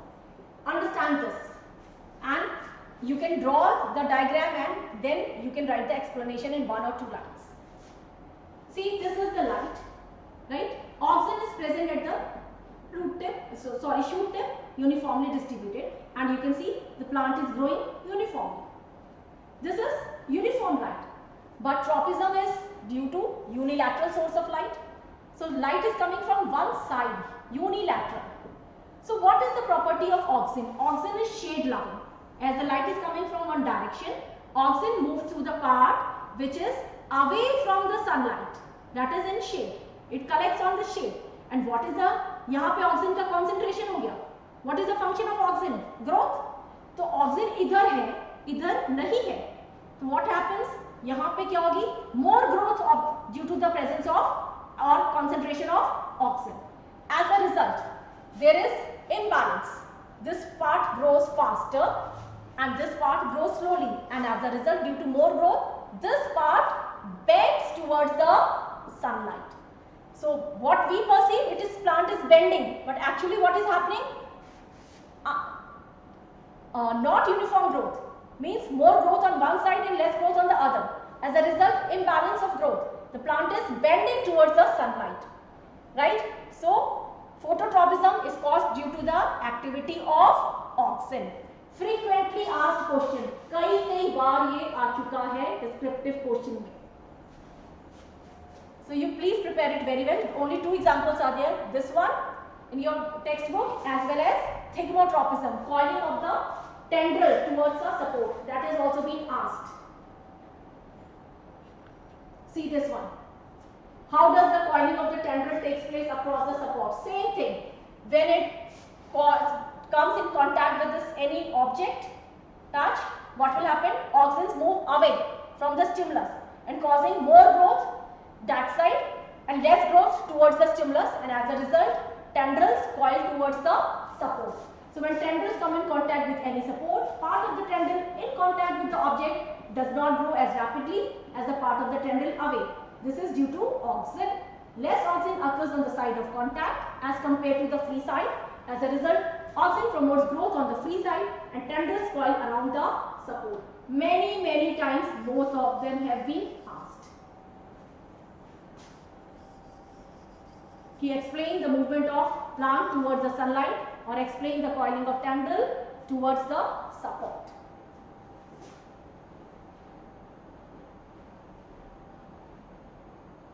So this was the question, board question. How do auxins promote the growth of a tendril around the support?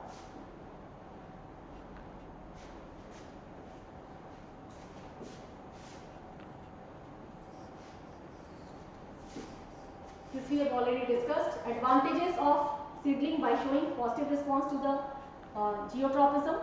Roots will grow deep into the soil. They will provide the firm anchorage and absorb maximum amount of water and mineral salts.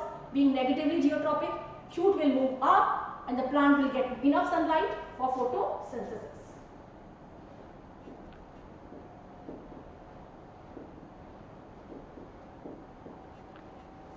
So you can see the role of auxins in phototropic and geotropic responses. High concentration of auxin inhibits root growth. Lower side grows more slowly. As a result, root bend downwards. And high concentration stimulates shoot growth. Lower side grows faster, and what we can perceive, the shoot bends upwards. Let's summarize quickly what we have studied. Tropism is caused by growth movement, right? Phototropism is in response to light, unilateral light on shoots. Auxins move to the shaded side, and so the shoots bend downward towards the light source, and as a result, positive response by the shoot. So this is how phototropism occurs. Now, second, and what is its advantage? Leaves gain maximum amount of light for photosynthesis. Geotropism, nature of stimulus is gravity, right? On auxins diffuse to the lower side, bending, shoot bends upward, root bends downwards. Negative response by the shoots and bending downwards, that is the positive response by the roots. And what is the advantage? Roots can penetrate deep into the soil and for better anchorage and absorption of water and minerals. Hydrotropism, response to water, result positive response by roots. Roots absorb more water and mineral salts. That is its importance. Tropism is caused by unilateral stimulus like auxins, which are produced by root sheet and tips. They are the plant hormones, stimulate the growth of elongation of shoots and roots. So this is all we have studied. Control and coordination in plants. I hope it is clear to all. Is it? Okay. So this ends our control and coordination in plants.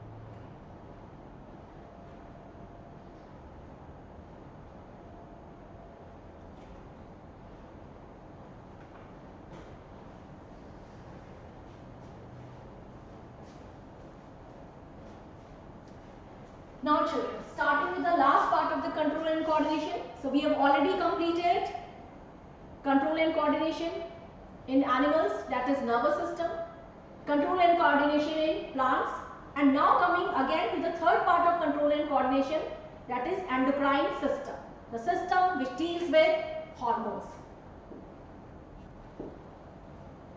So already told to you, ES, that is endocrine system, NS, that is neurosystem, are the two main control systems of our body.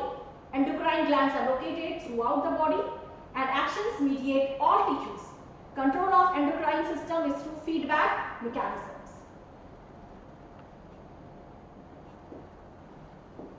So endocrine glands are basically the ductless glands, right? And the exocrine glands are glands with ducts. Example, the salivary glands, the liver, the largest gland of our body.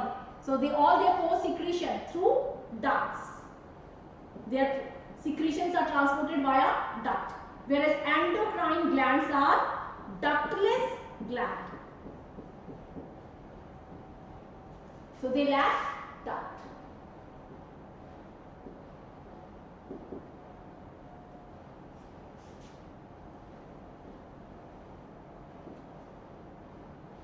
So they pour their secretion into the bloodstream, and you already know blood is the only medium of transport in our body.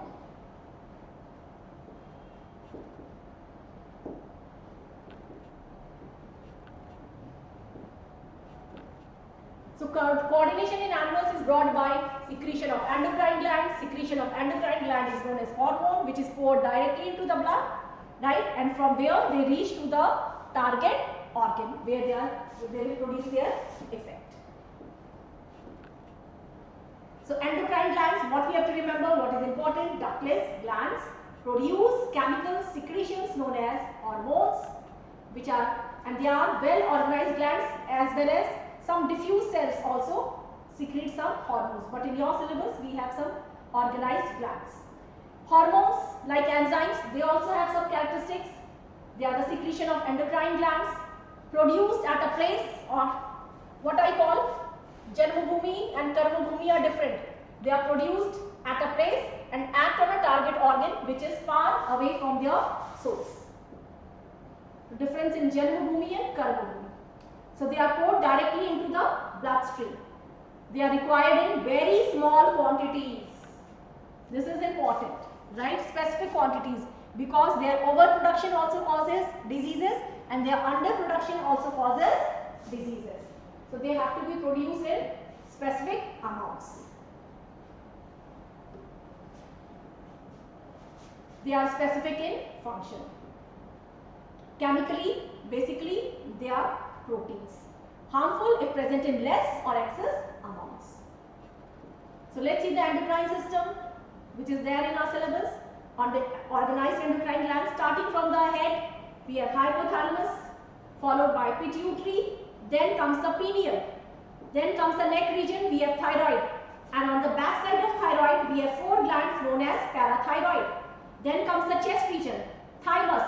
Thymus is present in children, and as we grow up, this gland degenerates. Then we have the abdomen, pancreas. Now you will be surprised because pancreas you have studied in digestive system. So please remember, this is very important, it's an exception. It is mixed gland, both exocrine as well as endocrine. You have seen already its role in digestive system. It produces pancreatic juice comprising of so many enzymes, and a duct is there, pancreatic duct. But it also produces basic hormone, very important hormone, which is related with diabetes. So pancreas is exception and very important. It's a mixed gland, heterocrine gland, both exocrine and endocrine in nature.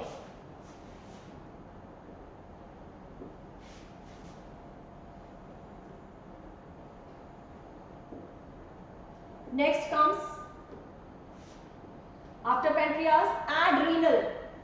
See the children, word adrenal. Renal is kidney. Kidney ke upar gland is known as adrenal. How many kidneys we have? 2. So how many adrenal glands we will have? Obviously 1 pair, that is 2 in number.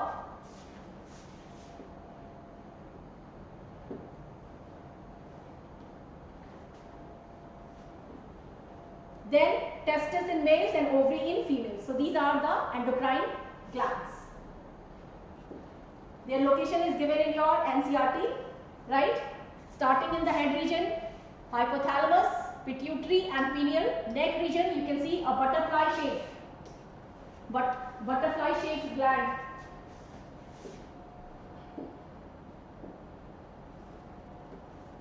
This one. This is thyroid. On the thyroid, on the ventral side, dorsal side, sorry, we have 4 parathyroid glands. Then the chest region, they have not shown, thymus. followed by pancreas. Please remember pancreas की shape leaf के जैसे, leaf shaped, right? Then adrenal, kidney के ऊपर like a cap, right? And then ovaries in females and testes only in males.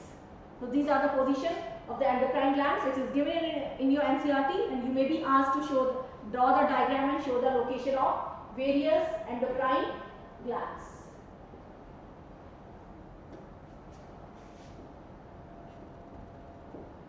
So first, hypothalamus. It has only one function.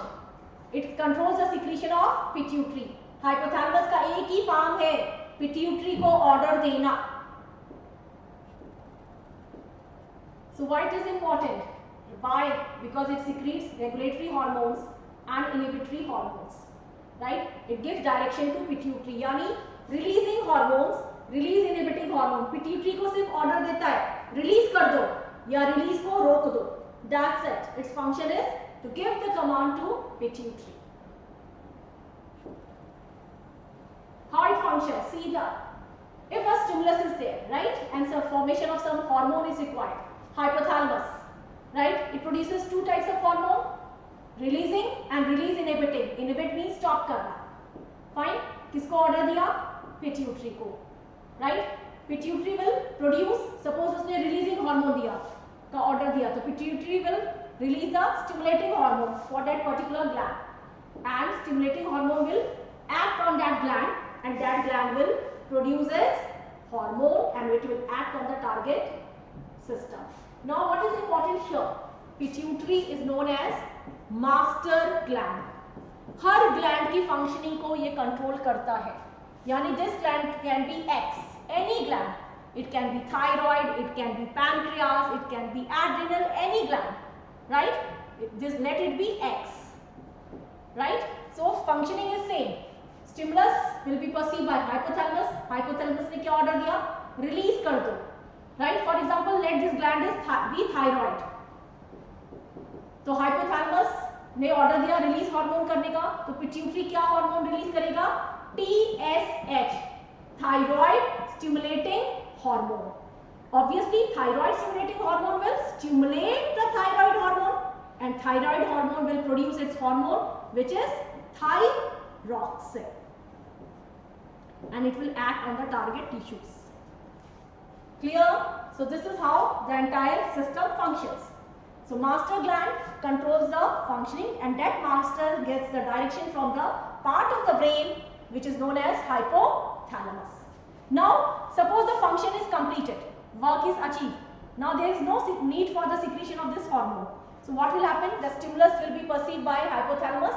It will release inhibiting hormone will be given to pituitary. Pituitary will stop the production of TSH, and as a result thyroid gland will not be stimulated.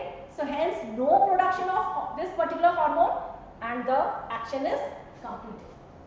So this actually what I have explained to you is feedback mechanism, where I will be showing you later also. So this is how the control is kept over the glands, various endocrine glands. They function on the basis of feedback.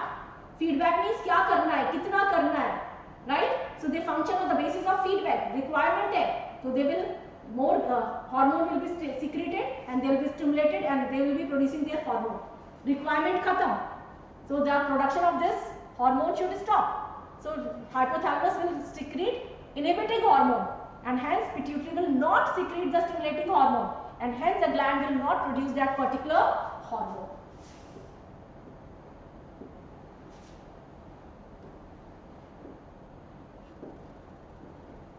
Now one by one, all the glands. First is pituitary, master gland. It controls the other endocrine glands. It secretes many hormones, but what is there in our syllabus? Only the growth hormone. Growth hormone, obviously, it promotes the growth of the body, right? Now, if it is producing less amount, if there is deficiency of growth hormone, it will lead to dwarfism, and if it is over-secreted, it will lead to gigantism. As you can see, less production of growth hormone leads to dwarfism, right? Lower production leads to dwarfism, whereas over-secretion leads to gigantism during childhood. abnormal growth of bones, muscles of the body, leading to gigantism. So this is the hormone from pituitary.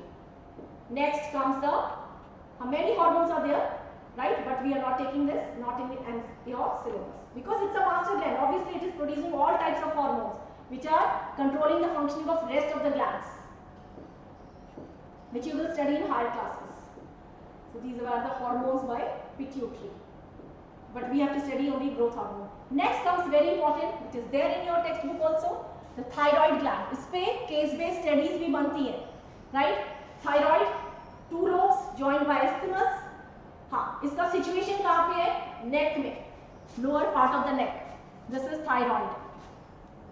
NCERT में पूछा भी है, right? Because if there is deficiency of thyroid hormone, what happens? There is swelling in the neck, which is known as goiter, right? So in fact, it secretes 2 hormones,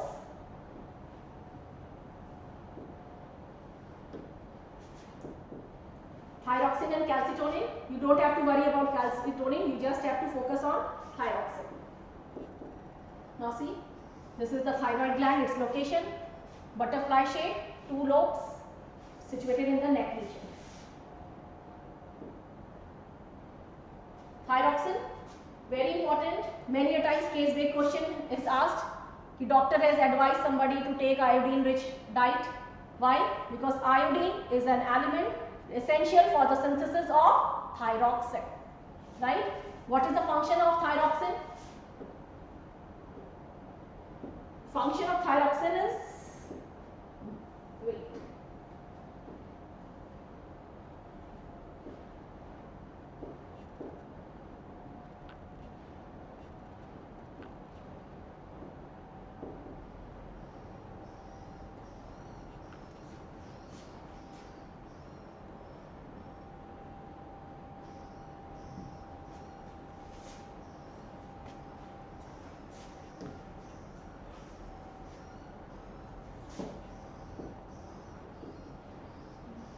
See what case based questions have been framed on this.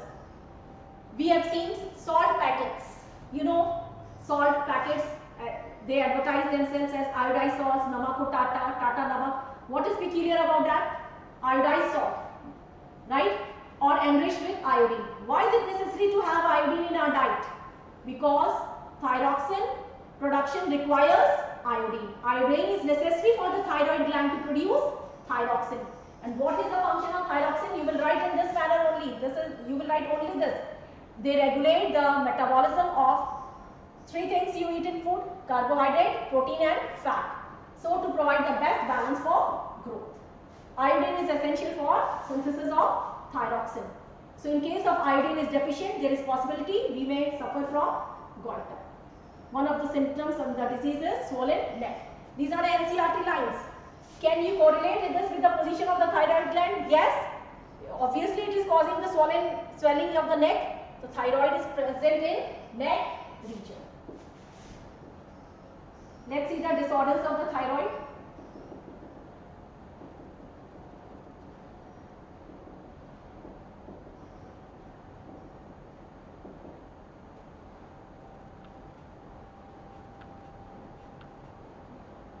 Since iodine is a component of the thyroid, iodine results in hypothyroidism. Children, hypo means less, right? So, less production of thyroxine leads to goiter.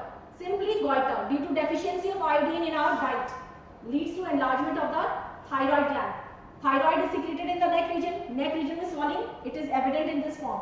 This is the case of simple goiter caused due to deficiency of iodine in food. So you can see hypothyroidism. Hypo means less production of, right? So there are other cases also. Cretinism. Again, this is hypothyroidism in infants, leading to mental retardation, low IQ, abnormal skin. So this is cretinism, hypothyroidism in children, but focus more on goiter.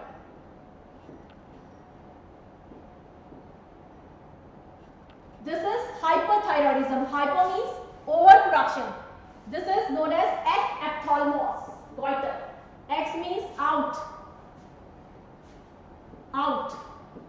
Ophthalmos means eyes. Outwardly protruding eyes is the symptom of this disease. This is due to hyperthyroidism, यानी कि overproduction of thyroid cell.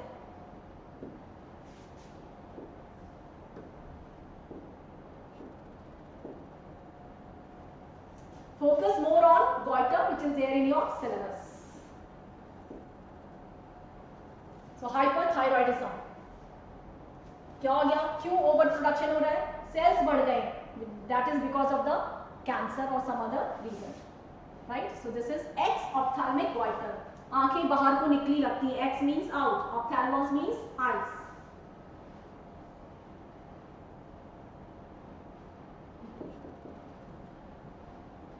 This we have done. This gets converted into case-based questions many a times. Now one more, जिसमें NCERT में से बहुत question आते हैं. Pancreas. It is a mixed gland, both exocrine as well as endocrine gland, present below the stomach, between stomach and the small intestine.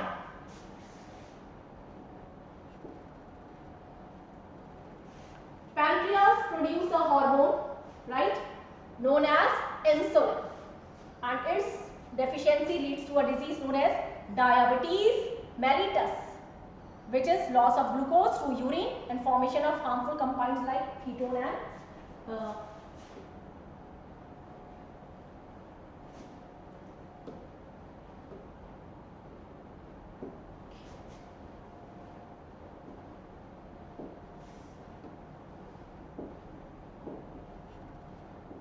pancreas is the only heterocrine gland in the human body, right?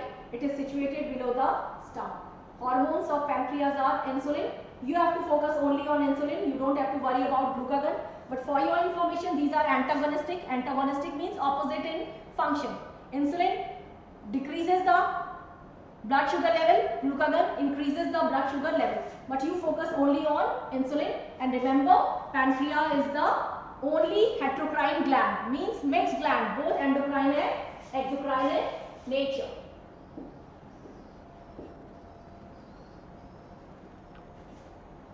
So insulin is produced by a set of cells in pancreas known as islets of Langerhans.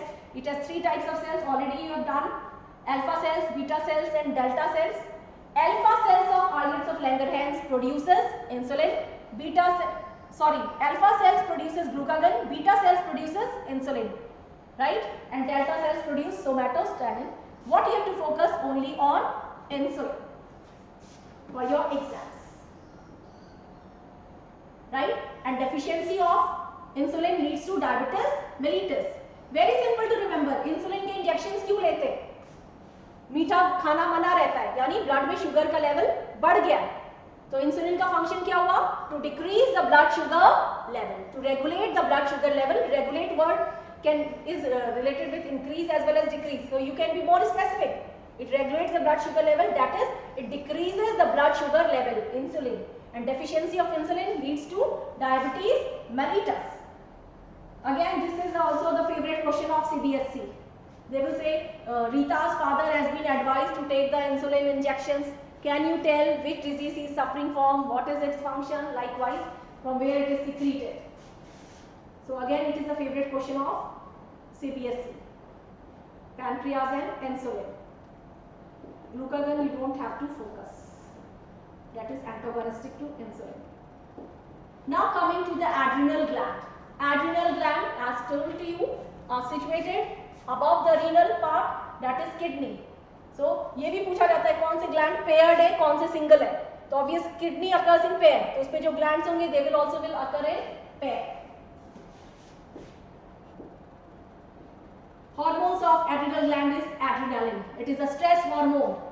Examination में last moment का जो stress है, race में जो last moment का stress है, or any emergency situation, if you see a dog and run for your life, that is due to adrenaline. What adrenaline is doing? Suppose I perceive a dog, मैं भी सब कुछ छोड़ के भागूंगी, पर मुझे में इतनी ताकत आएगी कहाँ से? I am not an athlete, right? But from where I will get that energy? That is the function of adrenaline. It brings about certain changes in our body. For example, adrenaline, what it will do? It will stop the blood flow to other organs. right? Face, reproductive organs, that is not required. At that time it will direct the blood flow to the muscles because they require the maximum energy for running away, right? So they bring about many such changes. Heart rate becomes faster because more pumping of blood is required, right? So increasing the systolic blood pressure, dilation of the coronary blood vessels will be dilated, increased sweating, increase in metabolic rate. So all these changes under the body to meet any emergency situations are brought by the adrenaline, which is the secretion of adrenal gland. Hence it is known as hormone of stress, which helps us to deal with fight or flight. Fight means if you see a dog, तुम में से आधे लोग डरते नहीं होंगे, dog को भगा देंगे, that is their fighting. मेरे जैसे लोग भाग जाएंगे, that means flight. So adrenaline is the hormone of emergency. So it is known as fight or flight hormones. See, stress, fear, गुस्से में लोग कितना चिल्लाते हैं, लड़ाई करते हैं, कहां से इतनी एनर्जी आ जाती है, right? All these stress conditions, they are dealt by the function of adrenal gland, which produces adrenaline. They prepare the body, like they increases the alertness, pupillary dilation, piloerection, जिसको बोलते हैं रोंगटे खड़े हो जाना, sweating, heartbeat, heart contraction, rate of respiration is increased, stimulate the breakdown of glycogen. Glycogen पहले chapter में बताया था, food is stored in animals in the form of glycogen. अब उस एनर्जी की जरूरत है तो उस फूड को ब्रेक करना है, स्टोरेज को, एफडी को तोड़ना है, तो glycogen is broken in such situation.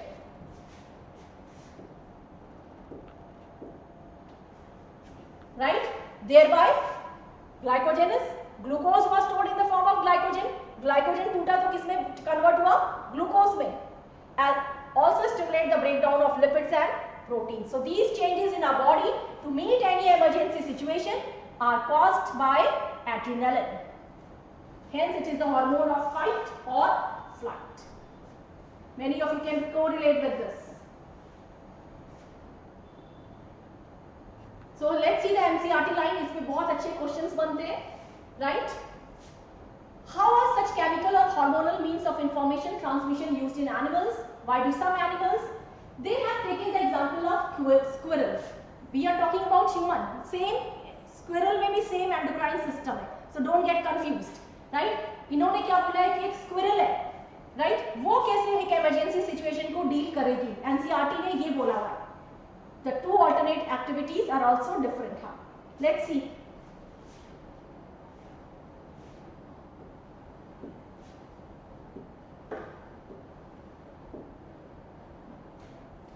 See what they are saying. Understand this. If the body design of the squirrel relied only on the electrical impulses via nerve cells, the range of tissue instructed to prepare for coming activity would be limited. The question is, we have a well-developed nervous system. तो हमें endocrine system की क्या जरूरत है? Again this is the favourite question of CBSE, right? Endocrine system की जरूरत क्या है? हमारे को क्विक रिस्पांस मिल रहा है नर्वस सिस्टम से, नर्व इंपल्सेस से. तो आंसर इज, अगर सिर्फ हम इलेक्ट्रिकल इंपल्सेस पे डिपेंड करेंगे तो electrical impulses will target only a few range of tissues, whereas chemical signals, that means we are talking about hormones. We are talking about hormones, right? So along with electrical impulses, we have endocrine system which produces hormones. They are sent to all the cells of the body. So their reach is widespread. Wide-ranging changes are needed. So this is done in many animals, including human beings, using a hormone known as adrenaline that is secreted from the adrenal glands. Again, this is the favorite question of CBSE board.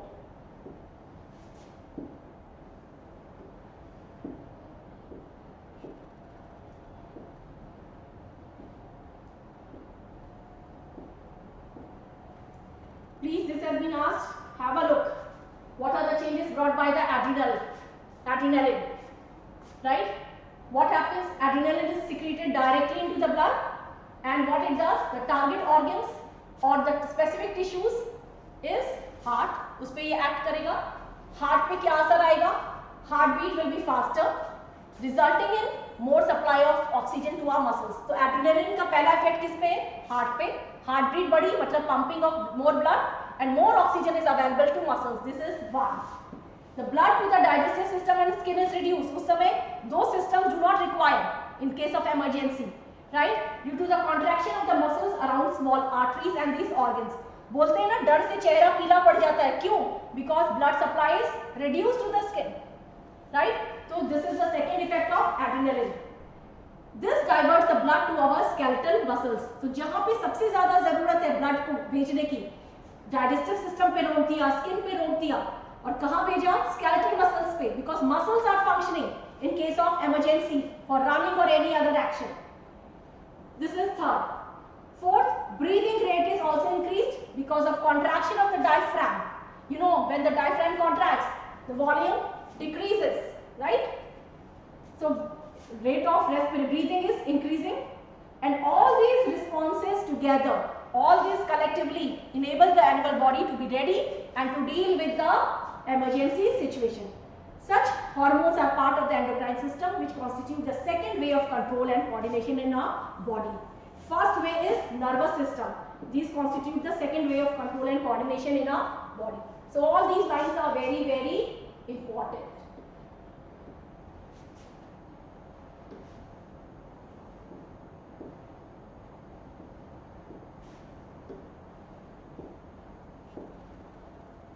Next is ovaries. Ovaries obviously occur in pair and they produce two hormones. Already you have heard of estrogen and progesterone.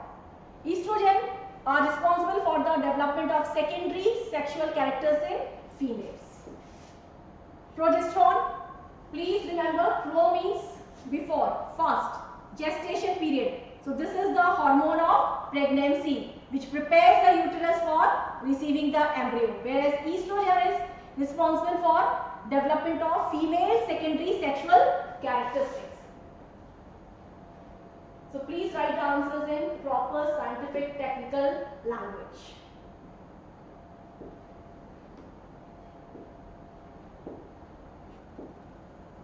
Testis secretes the male hormone known as testosterone, right, which is concerned with the development and maintenance of secondary sexual characteristics in males, and also enhance the process of sperm formation, that is spermatogenesis. Now, this is again PYQ. This is the line of NCERT, right, and has been converted into PYQs. Hormones are secreted in precise quantities, neither more nor less. So, when it is not required, their production should stop. I already showed you the feedback mechanism, right? The timing and amount of hormone released are regulated by feedback mechanism. Very, very important.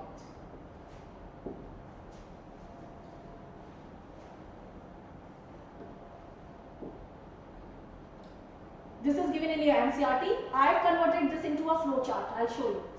For example, if the sugar level in blood rises, they are detected by the cells of the pancreas, which is produce more insulin. Sugar level बढ़ गया है, तो क्या होगा? Insulin produce होगा, और जैसे ही sugar level normal आएगा, insulin का production is not required. As easy as light, हम room से बाहर जाते, we need to switch off the fan, right? And when we enter, we need to switch on the fan. So that on-off mechanism is known as feedback mechanism. Now, and this maintains the homeostasis. I told you, homeostasis is the internal steady environment of the body. Have a look. This can be done by the feedback mechanism, right? So I prepared a flow chart. I have taken the example of thyroid gland. You can take any example. So blood thyroxine level is low, which is stimulated. It stimulates the hypothalamus, right? Blood thyroxine level is low, which is stimulates the hypothalamus. What will happen? Hypothalamus will release thyroid stimulating hormone, release hormone. It will give the command via this hormone to the pituitary, right? As a result, pituitary will produce thyroid stimulating hormone, which will be acting upon thyroid. Thyroid will produce thyroxine, right, and will be reaching to the target organ via blood. right? On the contrary, if the high level is high, that will be perceived by the hypothalamus. It will produce TSH, release inhibiting hormone that shuts down. See, it's not an arrow, just a line, right? So that shuts down the production of TSH, right? No TSH and hence no thyroxine. So this feedback mechanism can be shown in the form of a flow chart.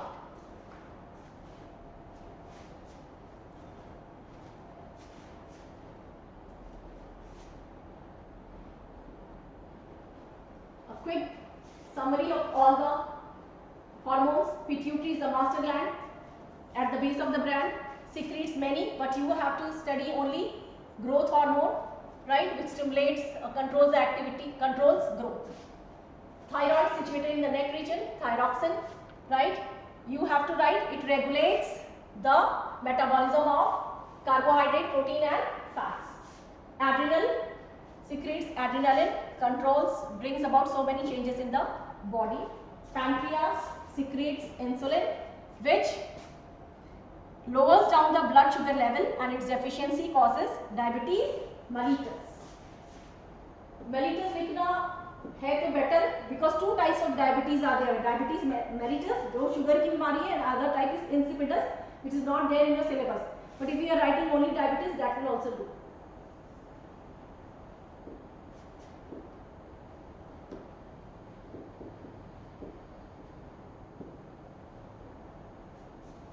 So here we go, we have completed control and coordination.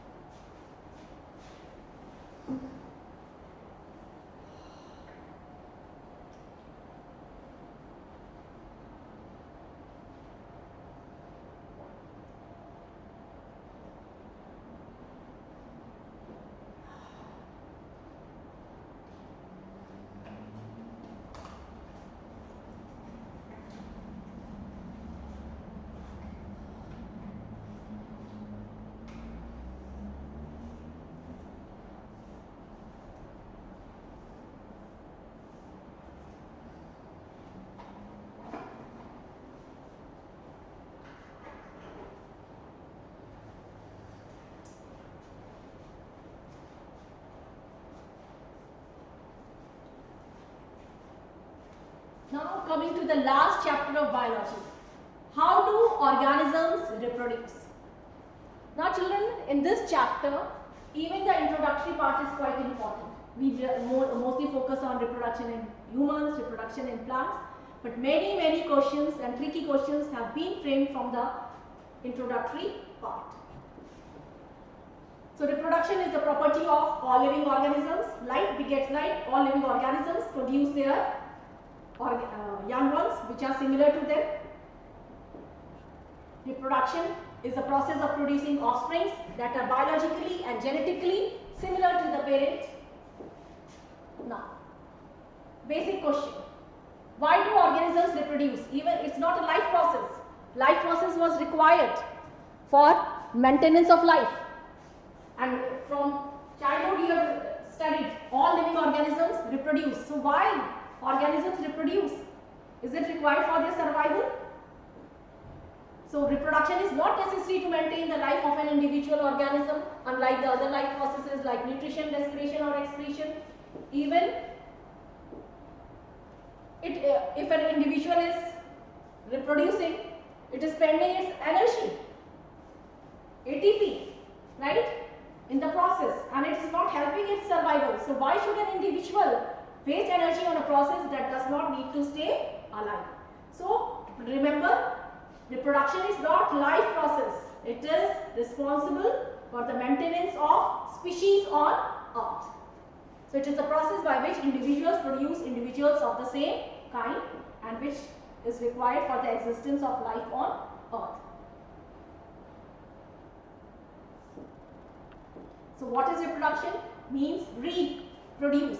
Break the word. Re means फिर से, produce अपने जैसा फिर से produce करना. That is reproduction. Biological process by which organism reproduces an offspring which is biologically similar to an organism.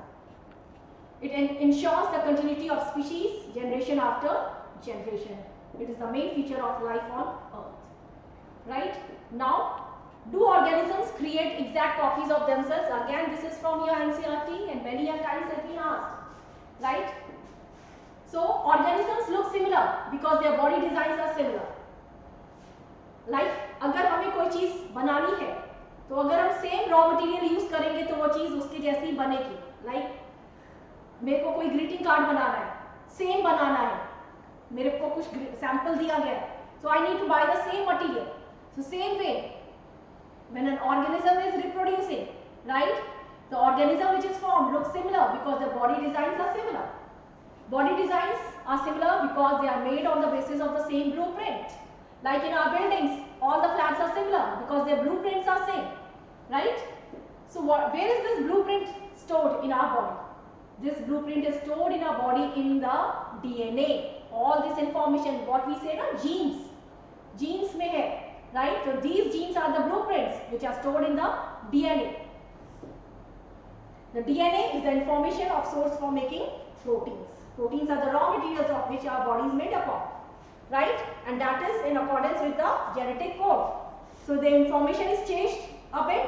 Obviously, the proteins will differ and that will alter the body designs.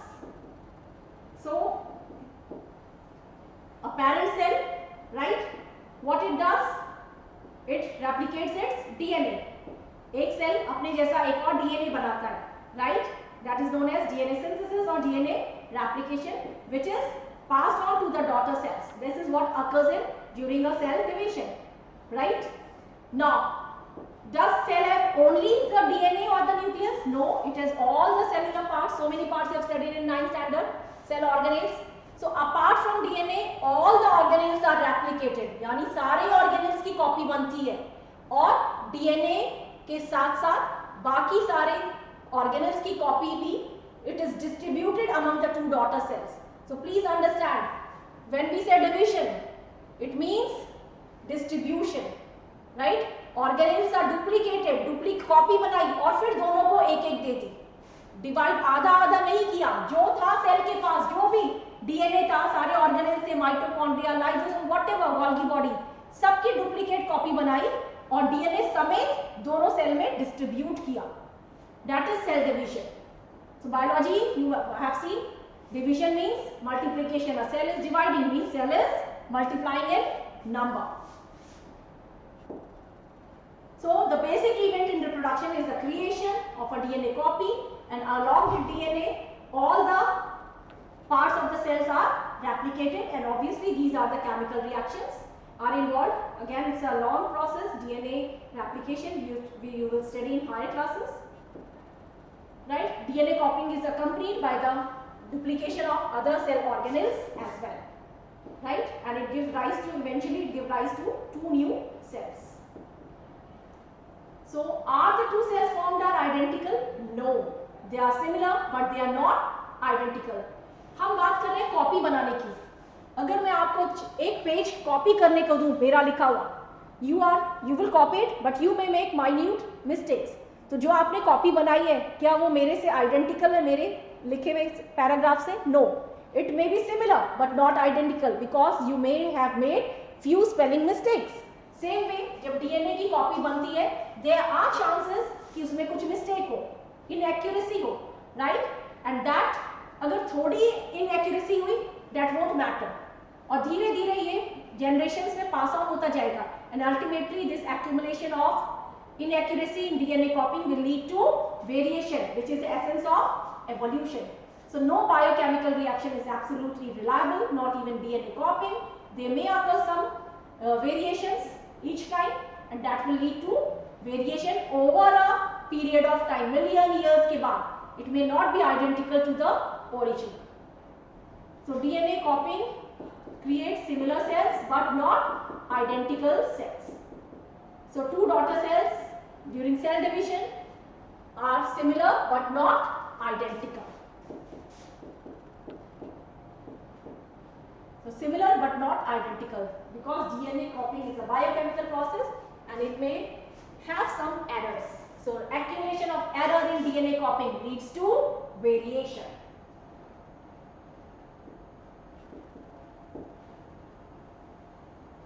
And this is the basis for evolution. अब variation क्यों इतना जरूरी है? Variation चाहिए क्यों? अगर identical होती तो क्या प्रॉब्लम था? Variation is the essence of evolution. इसको समझो, राइट? पॉपुलेशंस, हाँ, they are present in their habitats, right, in an ecosystem, and consistency of DNA copying is important for maintenance of body design. Reproduction is linked to the stability of population of species. Now I have made a flow chart for this. There is a population of bacteria in water, aquatic, a population of bacteria living in temperate waters. You can see blue variety and red variety. These are NCERT में lines में दिया है, converted into the flow chart, right? Red color bacteria are resistant to heat. अब थोड़े time बाद क्या हुआ? Global warming हो गई. ग्लोबल वार्मिंग से क्या होगा? Red colour bacteria will remain, whereas blue color will vanish, right? As a result क्या हो गया? Red color is surviving. अगर सारे बैक्टीरिया सेम होते तो क्या होता? Bacterial population would have become extinct. So this is the importance of variation, right? Variations, right? So what happened? Bacteria, red bacteria, that is heat resistant bacteria survived and their population increased. So if the water temperature were to be increased by global warming, most of the bacteria would die, but the few variants resistant to heat would survive and grow further. These all examples are given in your NCERT. Coming to types of reproduction, two types, asexual and sexual reproduction. A means absent. क्या absent है? जो sexual reproduction में present है. What is present in sexual reproduction? Very important. Gamete formation and fusion is the essence of sexual reproduction.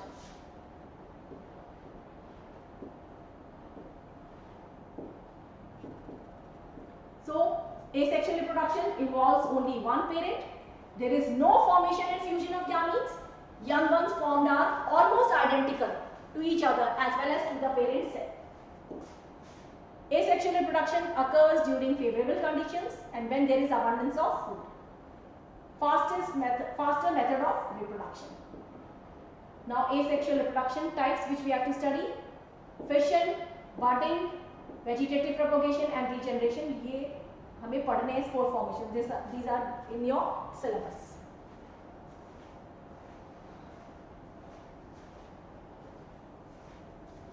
So one by one, her exam में पूछे जाते हैं, कभी फिशन, कभी बडिंग, कभी रीजनरेशन, स्पोर फॉर्मेशन, सारे के सारे सभी PYQs है. All of them have been asked. Fission. Fission means breaking, टूटना. This fission is of two types. First is binary fission. Bi means दो, right? यानी कि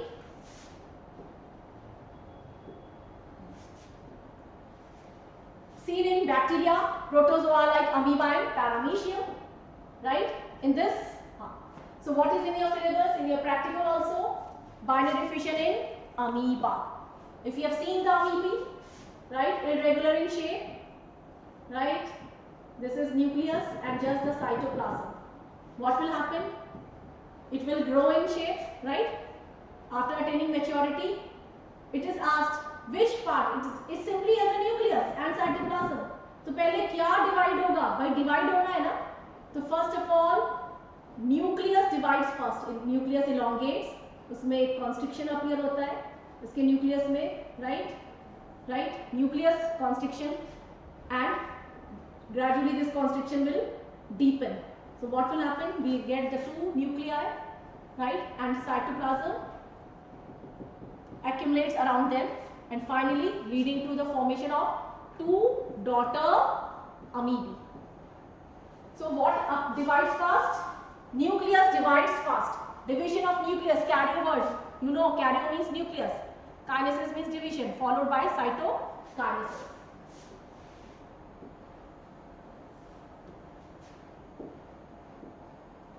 It occurs during favorable condition. Point to be noted, right? It occurs during favorable conditions.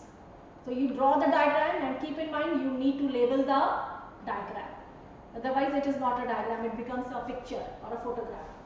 So parent amoebae, elongation of nucleus followed by division of nucleus and cytoplasm, resulting in the formation of two daughter cells, hence the name binary fission. Bi means two. Next is लैशमेनिया में भी binary fission होता है, पर क्या difference है इसमें और amoeba में? देखो अमीबा की शेप क्या थी? इरेगुलर इन शेप, किसी भी प्लेन में डिवीजन हो सकता है, ऐसे हो सकता है, ऐसे हो सकता है, राइट? लैशमेनिया has a फ्लैचुला. अगर लैशमेनिया का डिवीजन ऐसे हुआ, this part will not get the flagella. So it always has to be longitudinal so that each part gets a piece of flagella. So Leishmania, binary fission occurs in a definite orientation in relation to the flagellum. Again, it's a PYQ, difference between binary fission in amoeba and Leishmania.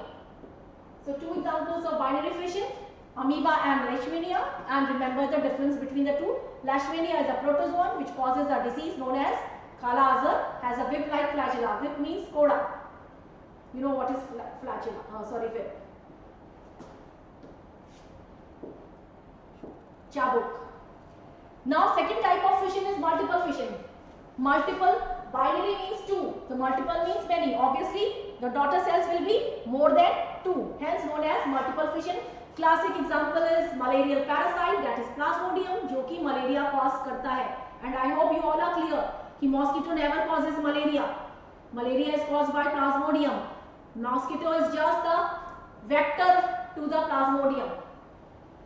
It acts as a vehicle. It doesn't cause malaria.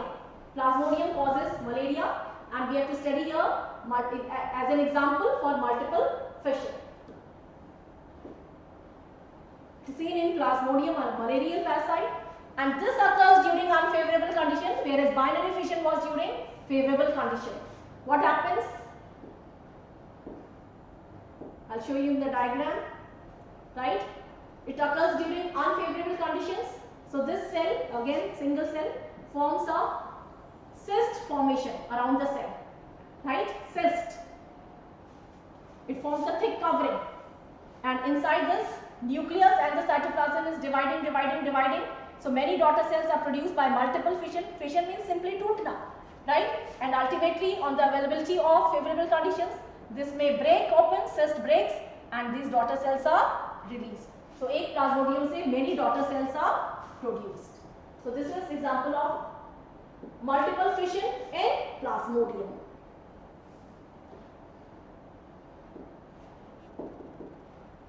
Budding in yeast, again you might have done practicals. This is one of your practical for board exam. What happens? Let's see in the diagram. It's a single cell, right? It's the only fungi which is spherical in nature, unicellular. It has nucleus and cytoplasm. A bud arises. Bud is nothing but an outgrowth. Right? And again, a piece of nucleus divides and moves to this bud, followed by the movement of the cytoplasm, and a new bud is formed. Two possibilities are there. This bud may detach from the parent or may remain attached. अगर attached रहता है, तो it will again undergo budding. इसका outgrowth, nucleus will break, move to this cytoplasm, and so on. And you may see a chain of buds under the microscope. And last may all the buds, whether single or attached chain of buds, will detach and give rise to new yeast. So this is budding in yeast.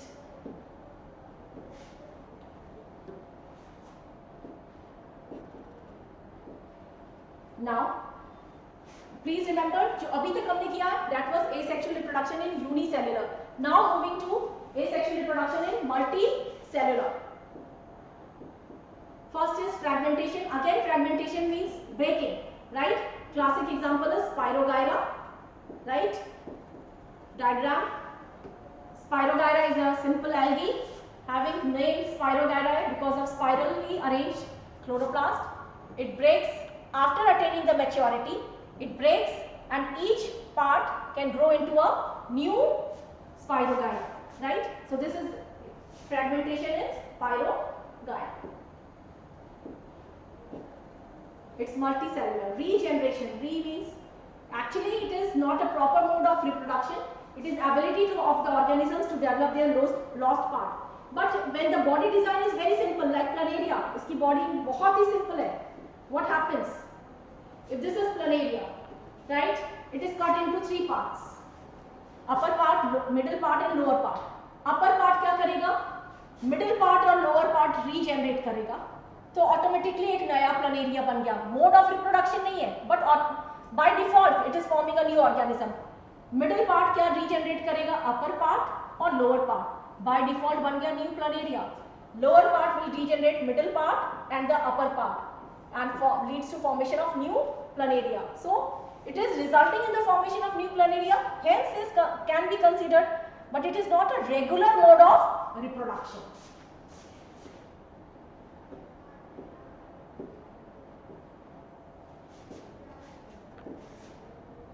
Next is budding. Budding हमने पढ़ी थी east में, that was unicellular. Now budding in hydra, right? You can see a bud arises in hydra, right? Develops the tentacles in the other parts, and in this case it does not remain attached to the parent plant, detaches and gives rise to new hydra. Next is spore formation. कई बार exam में पूछा गया है तुम्हारे NCERT में. bread mold, that is rhizopus. Rhizopus is made up of thread-like structures known as hyphae, right? And they have sporangia. I'll show the diagram. So, right. This is hyphae. This is sporangium. Sporangium. Bag, जिसमें क्या है? Spores. This is sporangium burst open. Spores are liberated, and they will land on a different piece of bread, and thereby giving rise to new rhizopia. So label hyphae, because recently I think last year it was asked. Last year में hyphae, and it has a knob-like structure known as sporangium. Inside the sporangium lies the spores. So this is asexual mode of reproduction in bread mold. By spore formation. Spore formation in rhizopus. In your NCERT only this much is given. Label this as hyphae, sporangium and spores. Hyphae. This is sporangium. And inside the sporangium what is present? Spores.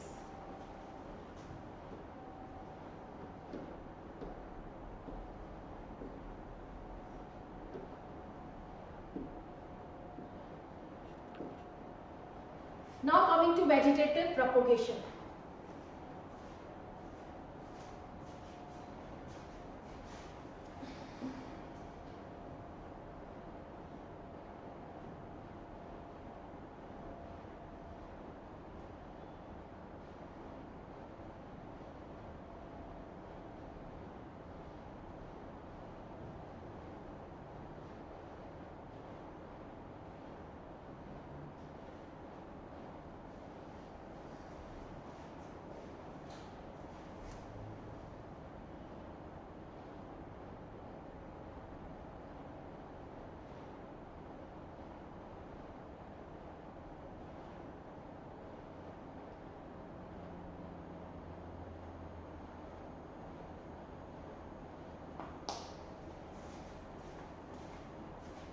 Now, vegetative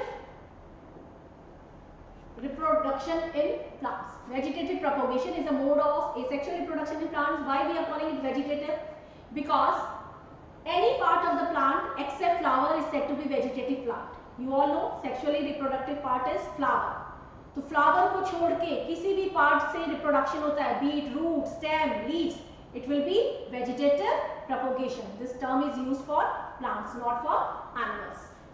So what is its importance? We may not require the seeds to grow plant directly from any part plant.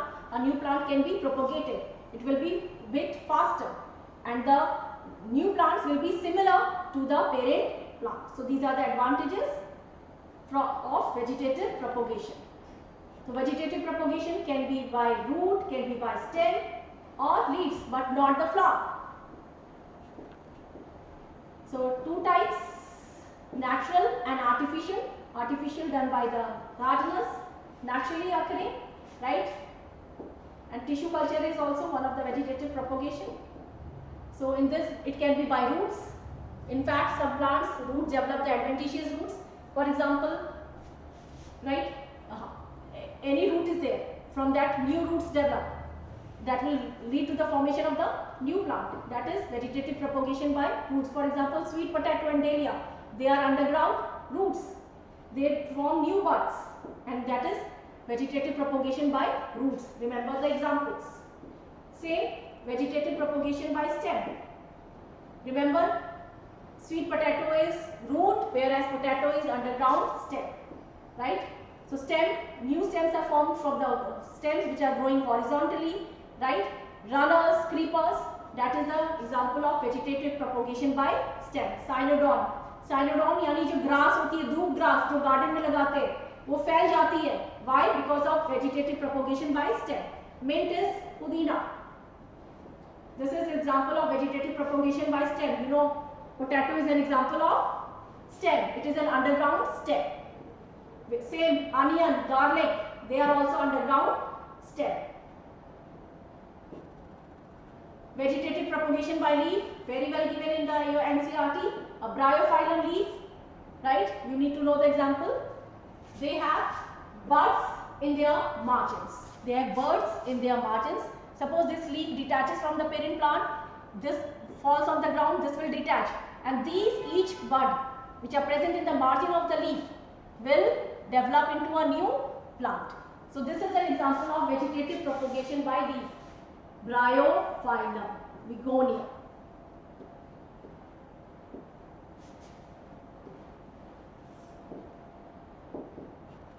Cutting, this is a vegetative propagation, artificial vegetative propagation, right?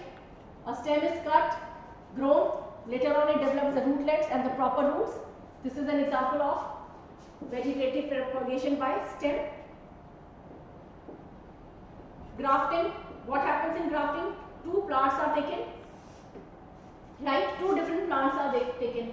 Of one part, stem is used, other part, root is maintained. Right, this is grafted over this and tied, and later on it will have the properties of both the plants, of which stem is used and of which root is used. Scion is the term given to the plant part whose stem is used, and stalk is the plant whose root is used. So stalk and scion, they are grafted together, leading to the formation of new variety. These are all artificial vegetative propagation. Layering, as you can see, example is jasmine, right? A stem is bent down towards the earth, buried into the ground, and later on it will be detached from the parent and it will grow into a new plant. So this is an example of layering, reproduction by layering. Example is jasmine.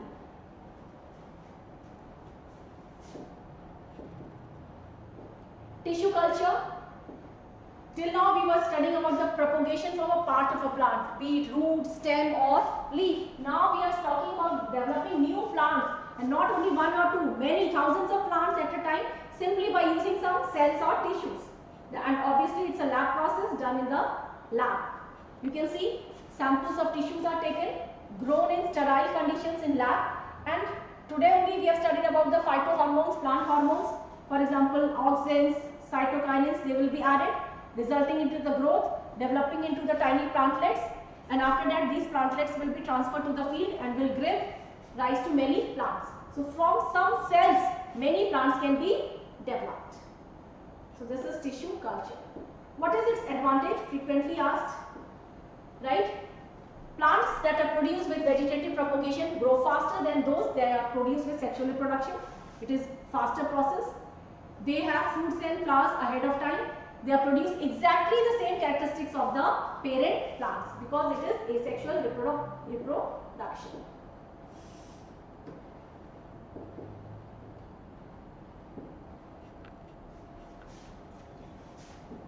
So this completes our introductory part of the how do organisms reproduce. Moving to the next part, that is reproduction in plants.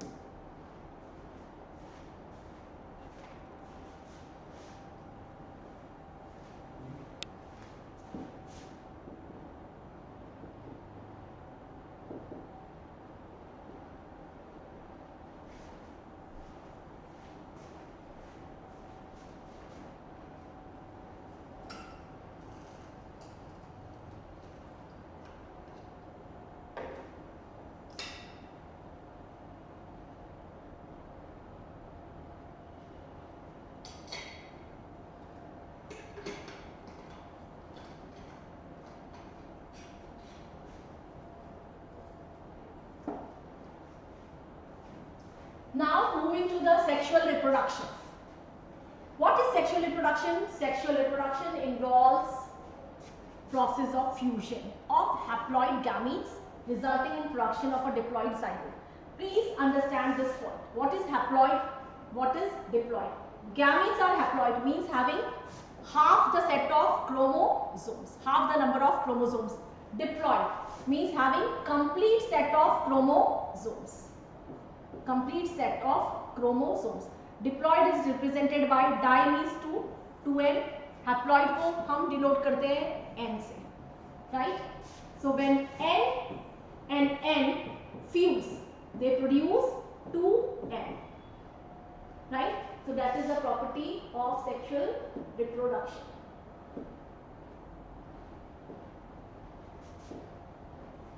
All flowering plants show sexual reproduction. Why sexual mode of reproduction? क्यों जरूरी है? Right? अब देखो, we talked about variation. Inaccuracy in DNA copying leads to variation, and variation is the essence of evolution. Now, DNA इतनी भी गलतियां नहीं करता है कॉपी करने में. Hardly, it is quite an accurate process. So that means ये बहुत ही कम chances है DNA की गलतियां करने का. So that means the process will be very slow. And variation कब होगा? Due to accumulation of inaccuracy in DNA copying, error in DNA copying. That means millions of years will be involved, right? And variation is the essence of evolution. So why not go for a faster mechanism, right?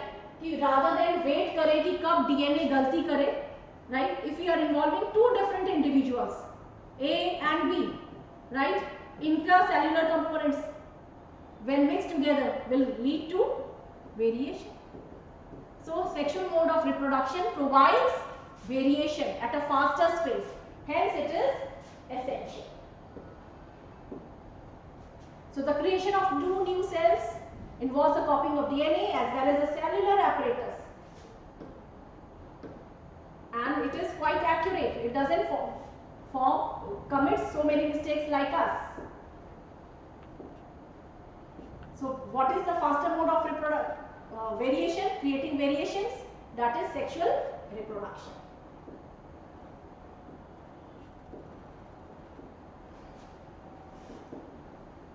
Now, sexual mode of reproduction may create some problems. See how.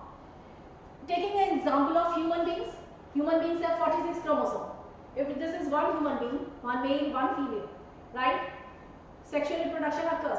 The number of chromosomes in the resultant human being will be 92, which is not possible. This is not possible. Then what to do? Sexual reproduction involves fusion. So what is done? Automatically The gametes which fuse, they receive only half the set of chromosomes. If 23 they fuse, they will make 46. So what happens? The gametes, they have half the set of chromosomes, so that when they fuse, the zygote which is produced is diploid, having the complete set of chromosomes. So this problem is solved by which process? This problem is solved by which process? Meiosis. Meiosis, you have studied, is the cell division in which the daughter cells receive only half the number of chromosomes. That pertains to formation of gametes. Gametes are formed by meiosis. हमने Mendel वाले में भी देखा था, right? Chromosomes half हो रहे थे, फिर उसका फ्यूजन हो रहा था, तो same way. So meiosis solves this difficulty.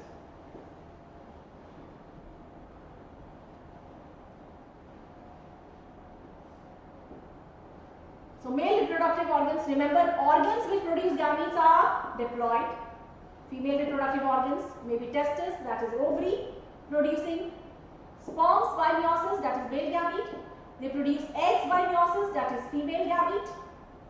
They fuse and produce zygote. Here you can notice male gamete is smaller in size, female gamete is larger in size. And the resultant is zygote, which develops into an embryo, which develops into a new individual. So this is how the number of chromosomes is maintained in a species, because the gametes which are produced as a result of meiosis are haploid in nature. So this is also an important concept, many a times asked. Now,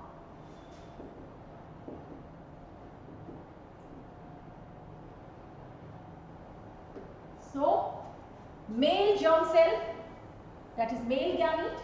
Germ cell means gamete, right? And the female gamete. Female gamete stores food, whereas male germ cell is motile and smaller in size. Keep this in mind. Male gametes are motile, means capable of movement. Female gametes are larger in size, stationary, and they store food. We are talking about humans, human reproduction.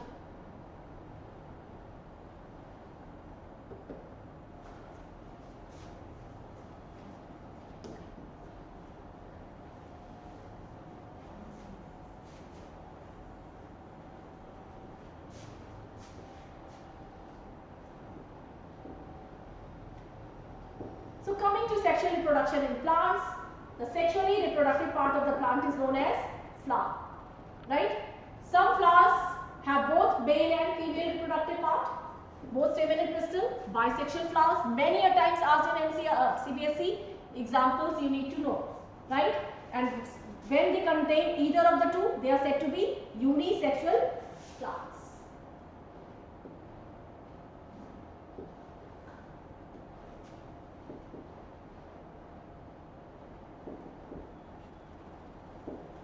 Now let's see the parts of the plant. Flower.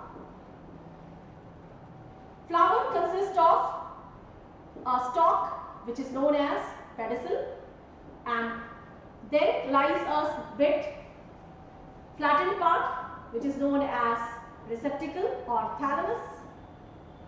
On this, all the whorls of the flowers are arranged. Sepals, petals, stamens, pistil, everything is arranged. First whorl is sepals. Leaf-like structures, outermost, they are known as sepal. Now I will draw the female reproductive part. This is how you can draw the diagram very easily, no need to mark up. Female reproductive part is comprising of a ovary, and this is the section of the flower. We have cut this section of the flower lengthwise, hence the diagram is longitudinal section of a bisexual flower, right? Inside you can see the ovules, ovary के अंदर ovules, a long neck known as style, then a flattened base known as stigma, which is sticky in nature. Correct? Now, male reproductive part, together stigma, style and ovary, they form the pistil or the carpel, which is the female reproductive part. Now the male reproductive part comprises of anther and the filament, anther, filament, right, which is the stamen, which is the male reproductive part. Few more anthers than the stamen, right, and last we have the petals, and this completes our NCERT diagram. And this is petal, right? Group of sepals is known as calyx, group of petals is known as corolla, group of stamens is known as androecium, group of pistil is known as gynoecium. Gyneco always means female, right? Andro word is related with male. And this is the longitudinal section of a bisexual flower.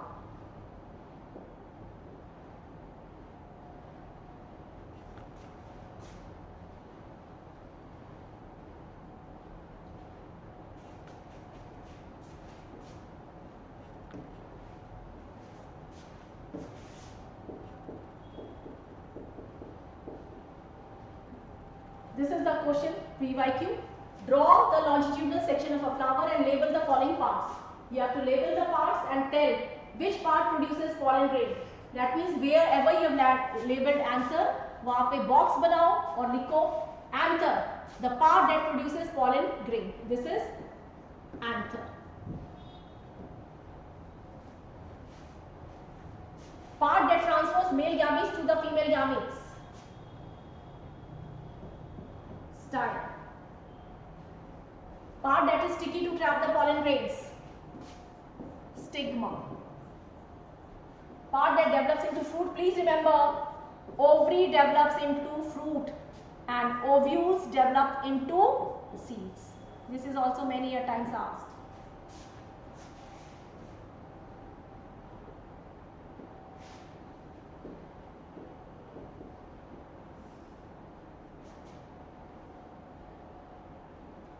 Board question based on haploid and diploid.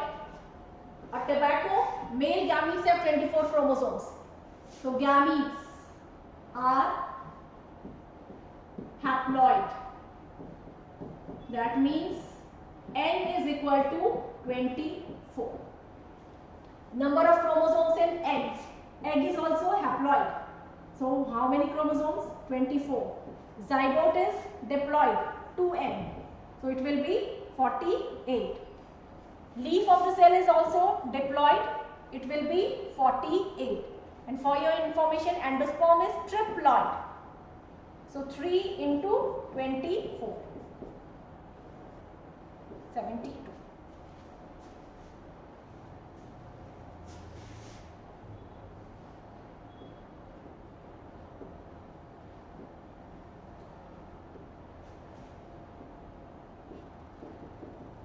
So parts of the flower, which is the reproductive part of a plant.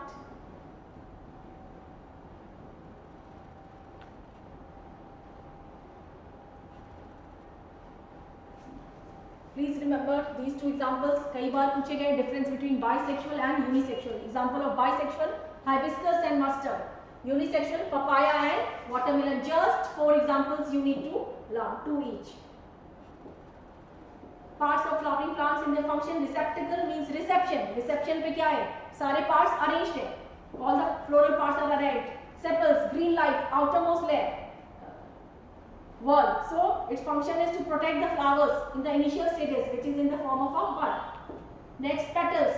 Petals are colorful parts, so they attract the insects for pollination.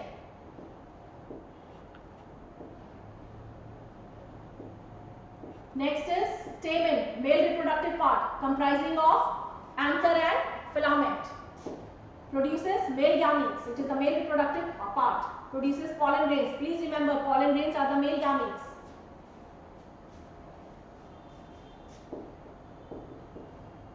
Male gametes are produced in anther. And flower has many stamens in them. Stamen, the male reproductive part, you can see, right? Pollen grains. Pollen grains are spherical in outline, having 2 layers, intine and exine. Female reproductive part is pistil, having stigma, style and ovary. Stigma is the sticky part which receives the pollen grains during pollination. Style is the tube which connects stigma to the ovary, and ovary is the bulge part of the base of the style. Ovary produces ovules and store cells, and ovules contain the female gametes. Right? The female gametes are present inside the ovule. They are also known as ovum or the egg.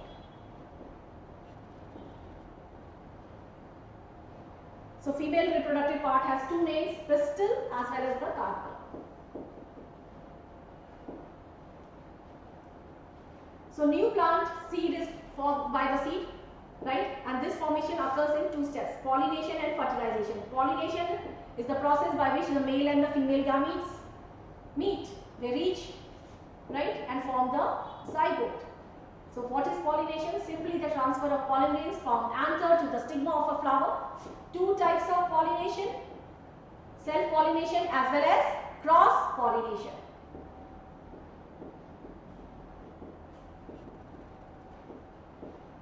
Self-pollination, when the pollen grains land on the stigma of the same flower. Cross-pollination, when they land on the stigma of the different flower. Now one thing, if the pollination is between the two flowers, two different flowers but on the same plant, it will be again self-pollination.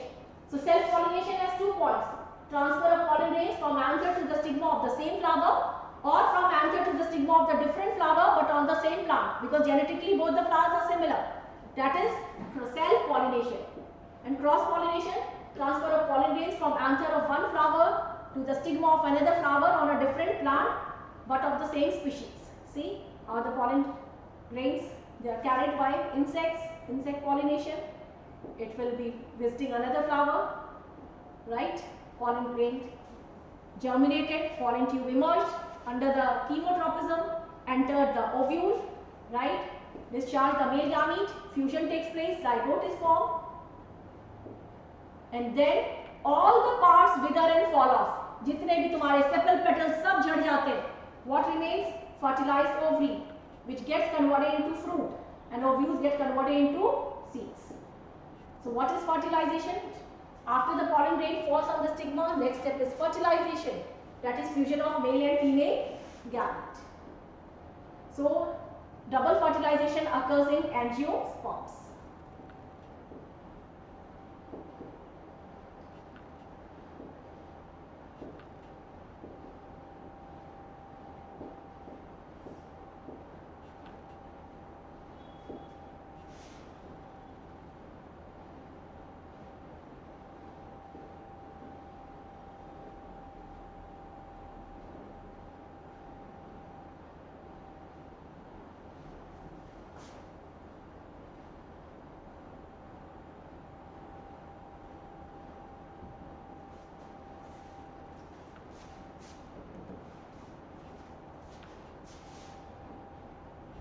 Why it is said to be double fertilization?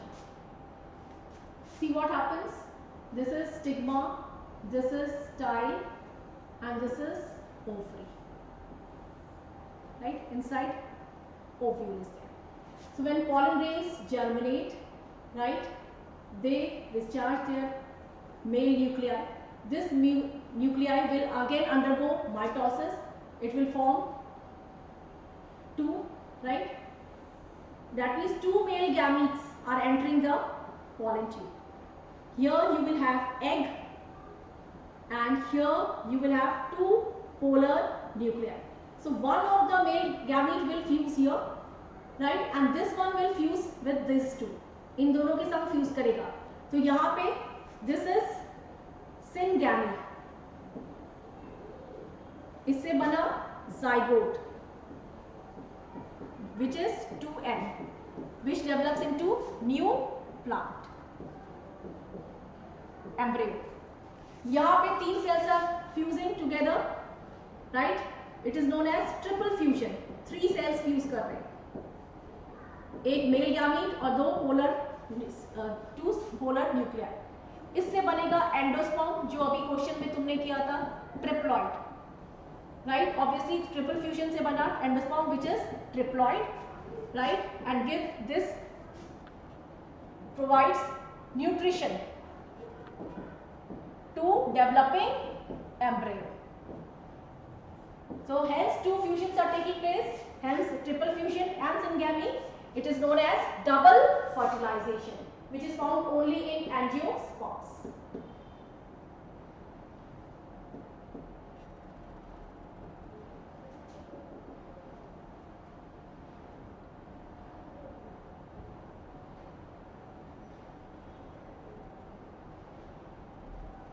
syngamy and triple fusion.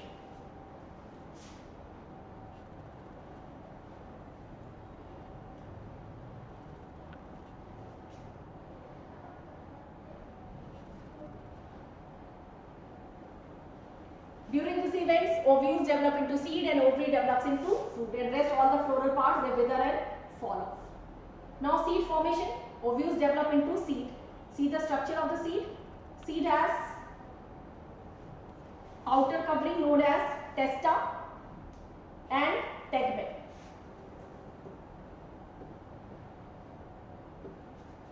This is testa, right?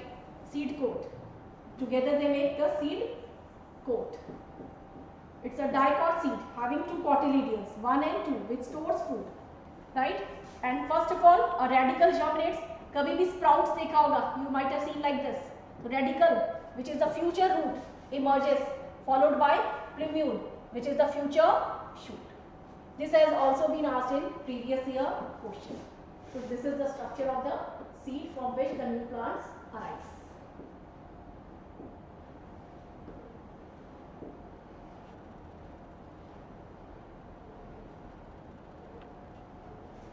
Seed is surrounded by the seed coats, right? Then it has cotyledons which store food. Radicle arises first, which is the future root. R for radicle, R for root. Plumule gets converted into shoot. And this completes our reproduction in plants.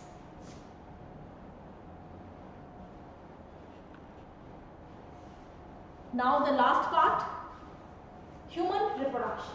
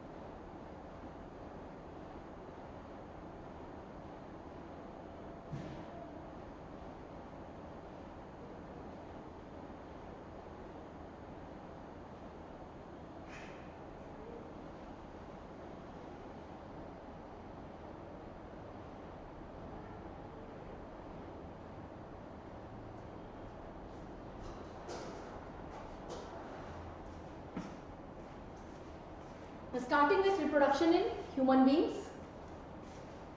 Human beings' reproductive organs are of two types, primary and secondary. Primary sex organs are involved with production of gametes and sex hormones, and secondary organs which perform important functions but do not form gametes or secrete sex hormones.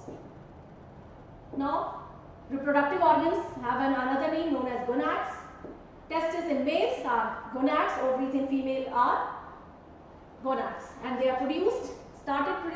start producing sperms or ovum after attaining sexual maturity. Now, reproductive, male gonads are sperms and female gonads produce ovum. So, starting with male reproductive system. So, male reproductive system, again it will also have the three categories: primary sex organs, secondary and external genitalia. Primary sex organs will produce sperms and the hormones, whereas secondary sex organs are the duct system associated with the transport of the gametes and external genitalia.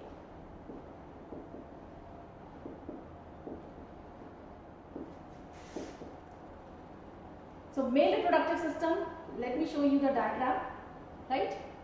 It comprises of a pair of testes. A pair of testes.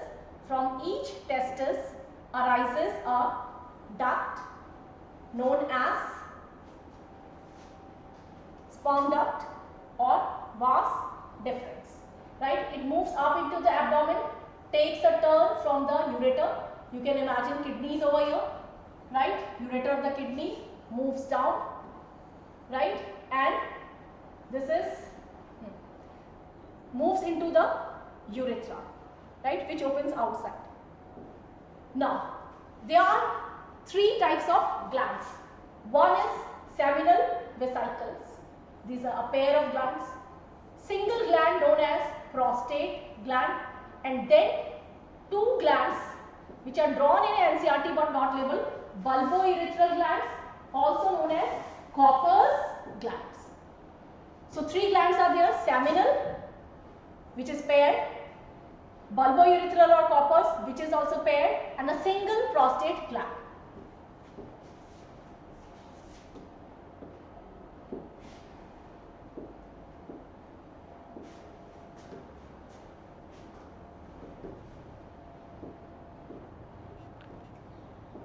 This is your basically NCERT diagram, right? This is the lateral side. This is testis, which is enclosed in a sac known as scrotum. And a common question of CBSE: why the testes are placed outside the abdomen? Because sperm formation requires 2 to 3 degrees temperature less than the normal body temperature. That is the reason they are placed outside the abdomen and enclosed in a pouch known as scrotum. From each testis arises a duct known as vas deferens, which takes a turn from the ureter, right, and opens into the urethra, which is also having the opening from which opens into the external genital known as penis, right? And the three glands: first is seminal vesicle, which is paired, single prostate gland, and this is the gland I was talking about, shown in your NCERT but not labeled. You will label it as bulbourethral, or other name is Copper's gland.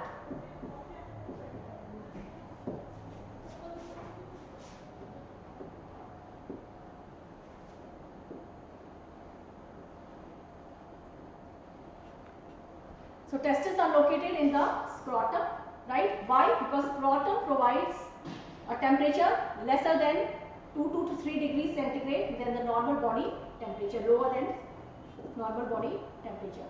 Accessory glands, already told you, a pair of seminal vesicles, a prostate gland, and a pair of Copper's gland, are also known as bulbourethral glands.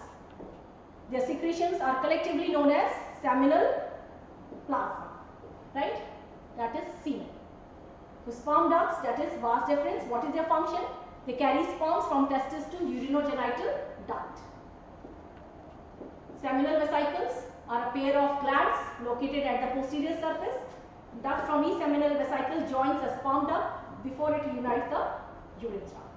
Seminal vesicles, please remember, do not store the sperms but produce a alkaline secretion rich in fructose and calcium and certain enzymes, which provides a medium for the transportation of sperms.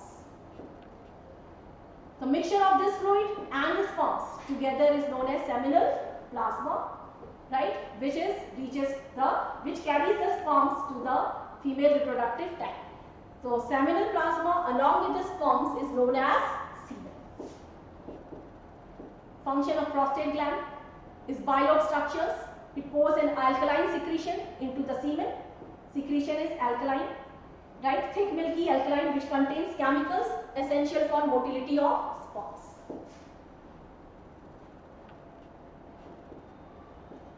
Copper's gland or bulbourethral gland, 2 in number, their secretion is also alkaline, lubricating the urinogenital duct and neutralizing its acidity, because urine is acidic in nature. So to neutralize the urinogenital duct acidity, the secretion is alkaline.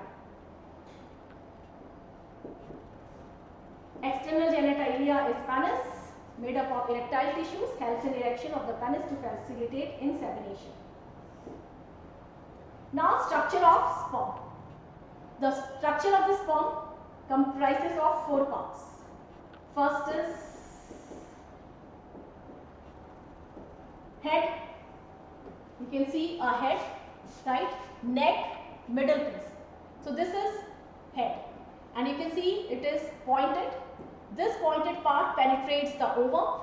It contains enzymes, right? And this is known as acrosome. This is the head. Then this is the neck. Then the middle piece. It has, you can see, lots of mitochondria which provides ATP and which enables the motility, provides energy for the motility of the sperm. Tail is the organ which provides motility to the sperm. And you can see the whole body sperm is, it's a cell, right, covered with plasma membrane.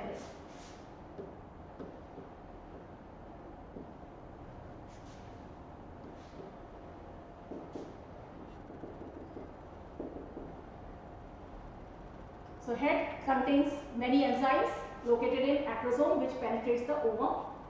Then neck, then the middle piece which has mitochondria, enables the motility of the sperms, provides energy, and tail is the part which provides motility to the sperm. So if you can summarize, head, elongated haploid structure, has acrosome. Neck contains head and middle piece. Middle piece has many mitochondria. Tail provides vibration. Coming to the female reproductive system. Let's see the diagram first.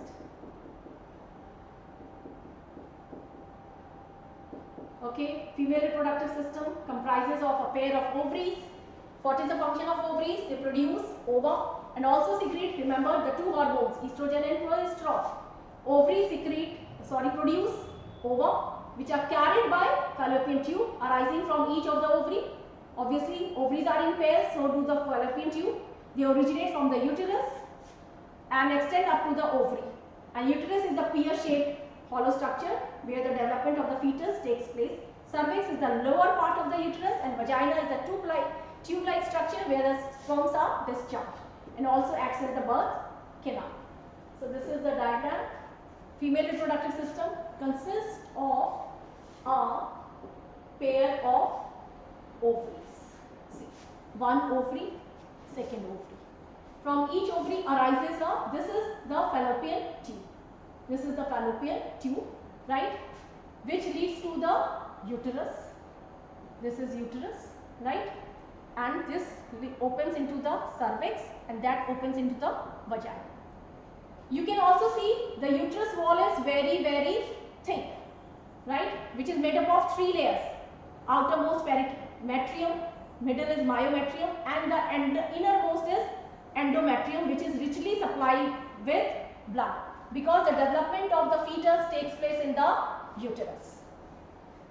And what we have to remember, site of fertilization is fallopian tube. Sperms enter from vagina, right, to the fallopian tube, and here they meet with the ovum. So what is just an important question of CBSE, site of fertilization is fallopian tube.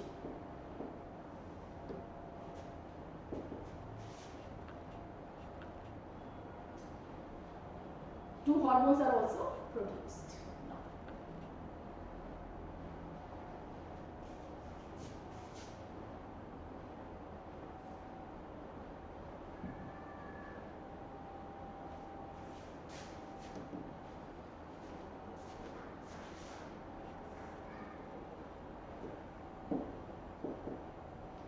So the male gametes are deposited in the female body by sexual intercourse. The sperms are deposited in the vagina. They reach up to the fallopian tube, and as already told to you, fallopian tube is a site of fertilization. Both egg and sperm fertilize to form the diploid zygote. Now each parent provides 23 chromosomes at the initial fertilization, and zygote has double the amount of chromosome, that is diploid, double the gametes. So once this is formed, right, a zona pellucida layer is formed around the fertilized egg so that other sperms do not penetrate the ovum.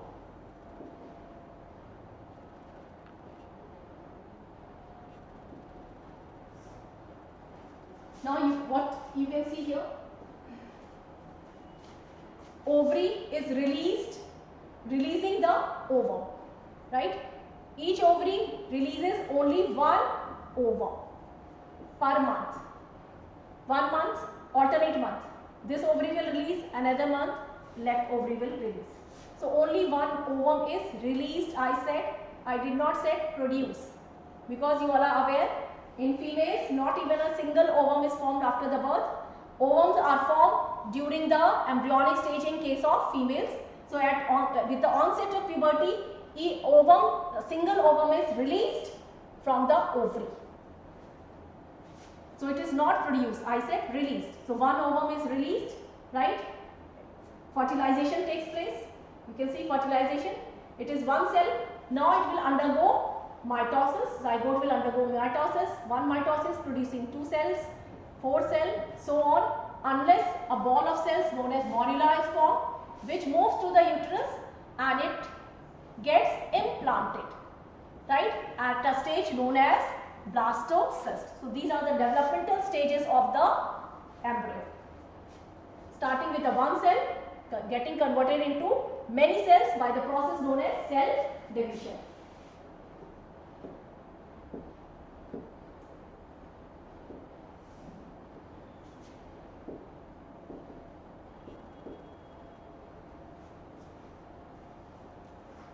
So implantation occurs in which cavity? Uterus, lining of the uterus, innermost lining of the uterus, endometrium, which I told you is richly supplied with the blood. So implantation is the process of attachment of the embryo to the uterine wall. Now comes the formation of placenta. Okay, how does this take place? Understand this. If this is the uterus, this is the embryo which has been implanted.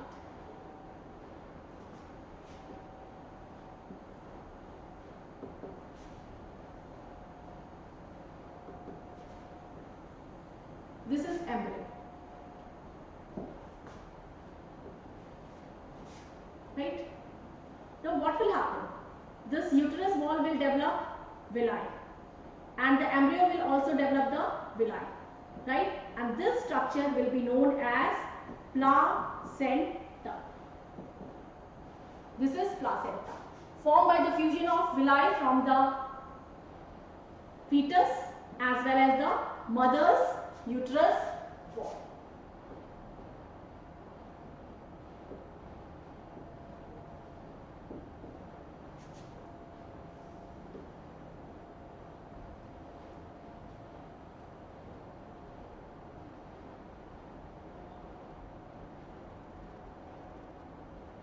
So implantation is followed by the formation of placenta. Placenta is very important because it provides nourishment to the embryo until its birth.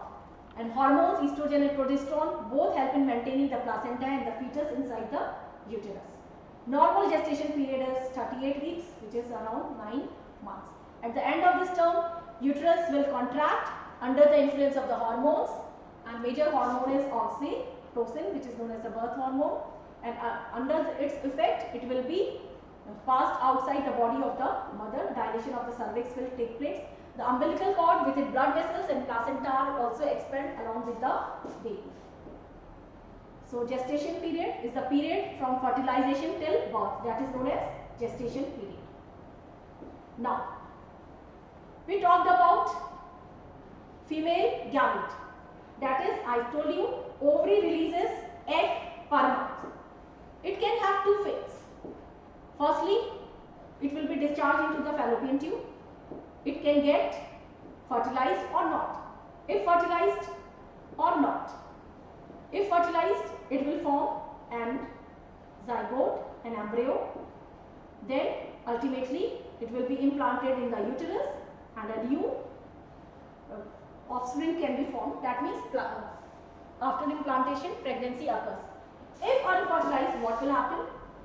It will be degenerated, may get absorbed, or will move to the uterus and will be discharged out in the form of menstrual flow. the lining of the uterus which became thick, right, that will be degenerated and will be passed out in the form of menstrual discharge. So these are the course and fate of eggs inside the female body. Two possibilities: fertilization can occur, then different. If not, then this is the fate. So menstrual cycle is the biological process that occurs in human females from the time they attain puberty. When a girl child is born, the primary oocytes already occur, right? Not a single oocyte or ovum is formed after the birth. When it reaches the puberty, process of meiosis continues to give rise to secondary oocyte, that is the ovum. This secondary oocyte is released from each ovary alternatively every alternate month. Ovary releases secondary oocyte into the fallopian tube. The surface of the ovary that has released the eggs will be now known as corpus luteum, which secretes progesterone, which means empty follicle, right? After the release of the ovum is known as corpus luteum, it secretes progesterone. If the egg will not be fertilized, corpus luteum will degenerate after 14 days and the progesterone level will fall.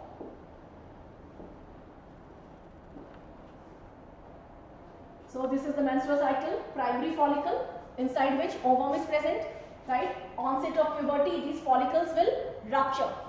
Mature follicle, rupture, ovulation, discharge of ovum per month is known as ovulation.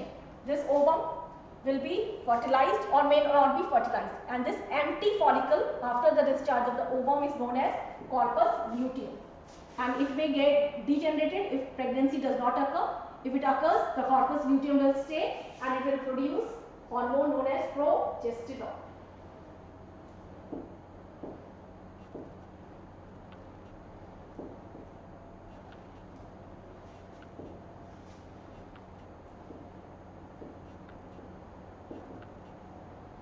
So difference between fetus and embryo, we need to know the difference. Embryo is an unborn baby in the uterus in the early stage, means up to 8.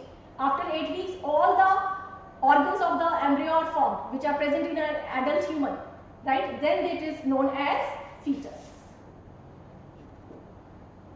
So placenta, many questions have come on placenta, right? It's the growing embryo, it forms placenta, right? Which meets its need, that is the nutrition and also the removal of the waste.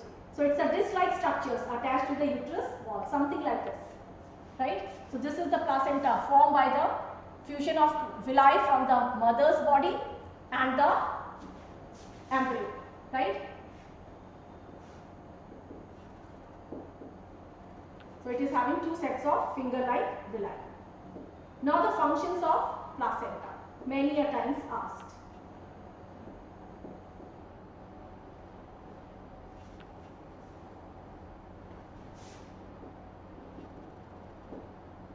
Nutrition. Materials from the mother's body reaches the fetal blood through the placenta. Obviously, it will be digested in the mother's body, right, and then reach the fetus.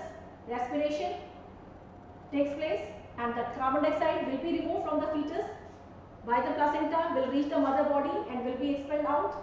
Excretion, removal of the metabolic waste from the fetus body occurs through placenta. It will reach the mother's body and will be eliminated from the mother's body. So these were the functions of placenta. Parturition refers to the childbirth after the completion of gestation period. Now, last part of the chapter, reproductive health.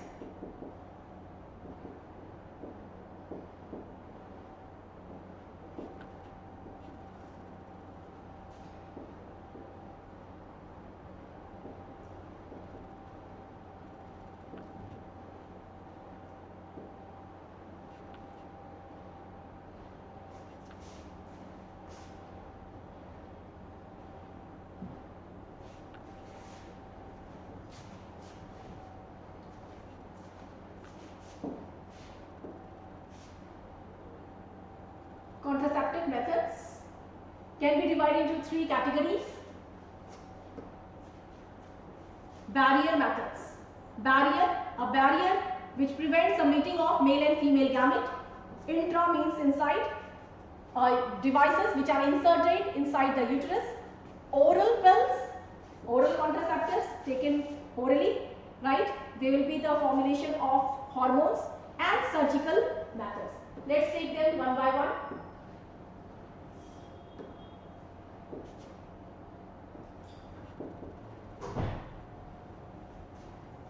The most important step is to control the population, right, and motivate the smaller families by using contraceptives. So these are the 4 types of methods, 5 types.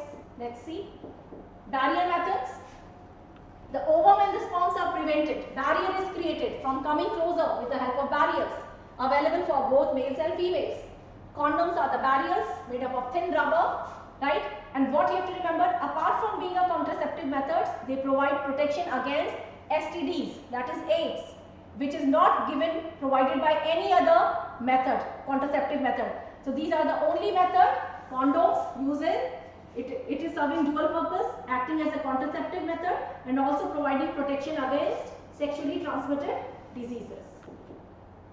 IUDs, examples you have to learn, inserted inside the uterus, copper releasing, known as copper T. They release the copper which affect the motility of the sperms. So motility is affected, they may not reach the fallopian tube and hence the fertilization is inhibited. And they also make the uterus unsuitable for implantation. They release copper.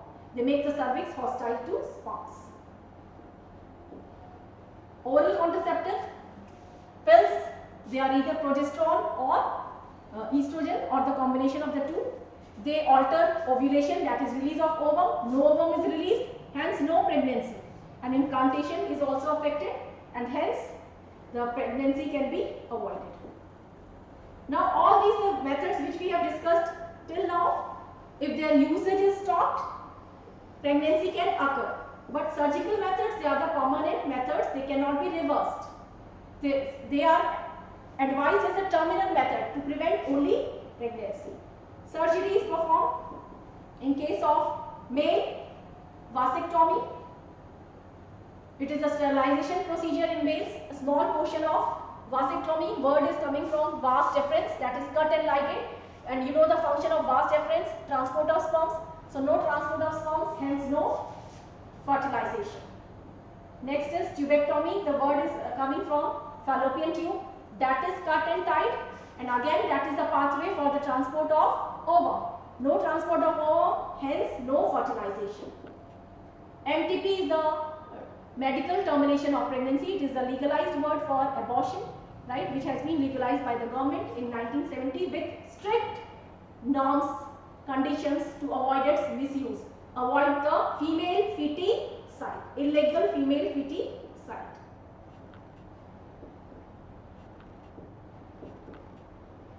Now, sexually transmitted disease, again it is asked, disease name and its causative agent. AIDS is caused by HIV virus, type pathogenous virus. They may ask, give 2 STDs caused by virus, give 2 STDs caused by bacteria. Syphilis caused by bacteria. Then gonorrhea is caused by bacteria.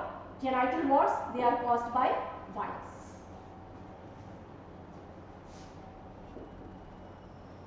So this is all for your biology session. Right? We have completed the entire syllabus of biology. So I wish you all the best for your exams. Please write all the answers properly with confidence and I am sure each one of you is going to do wonders. All the best children. Best of luck for your exam.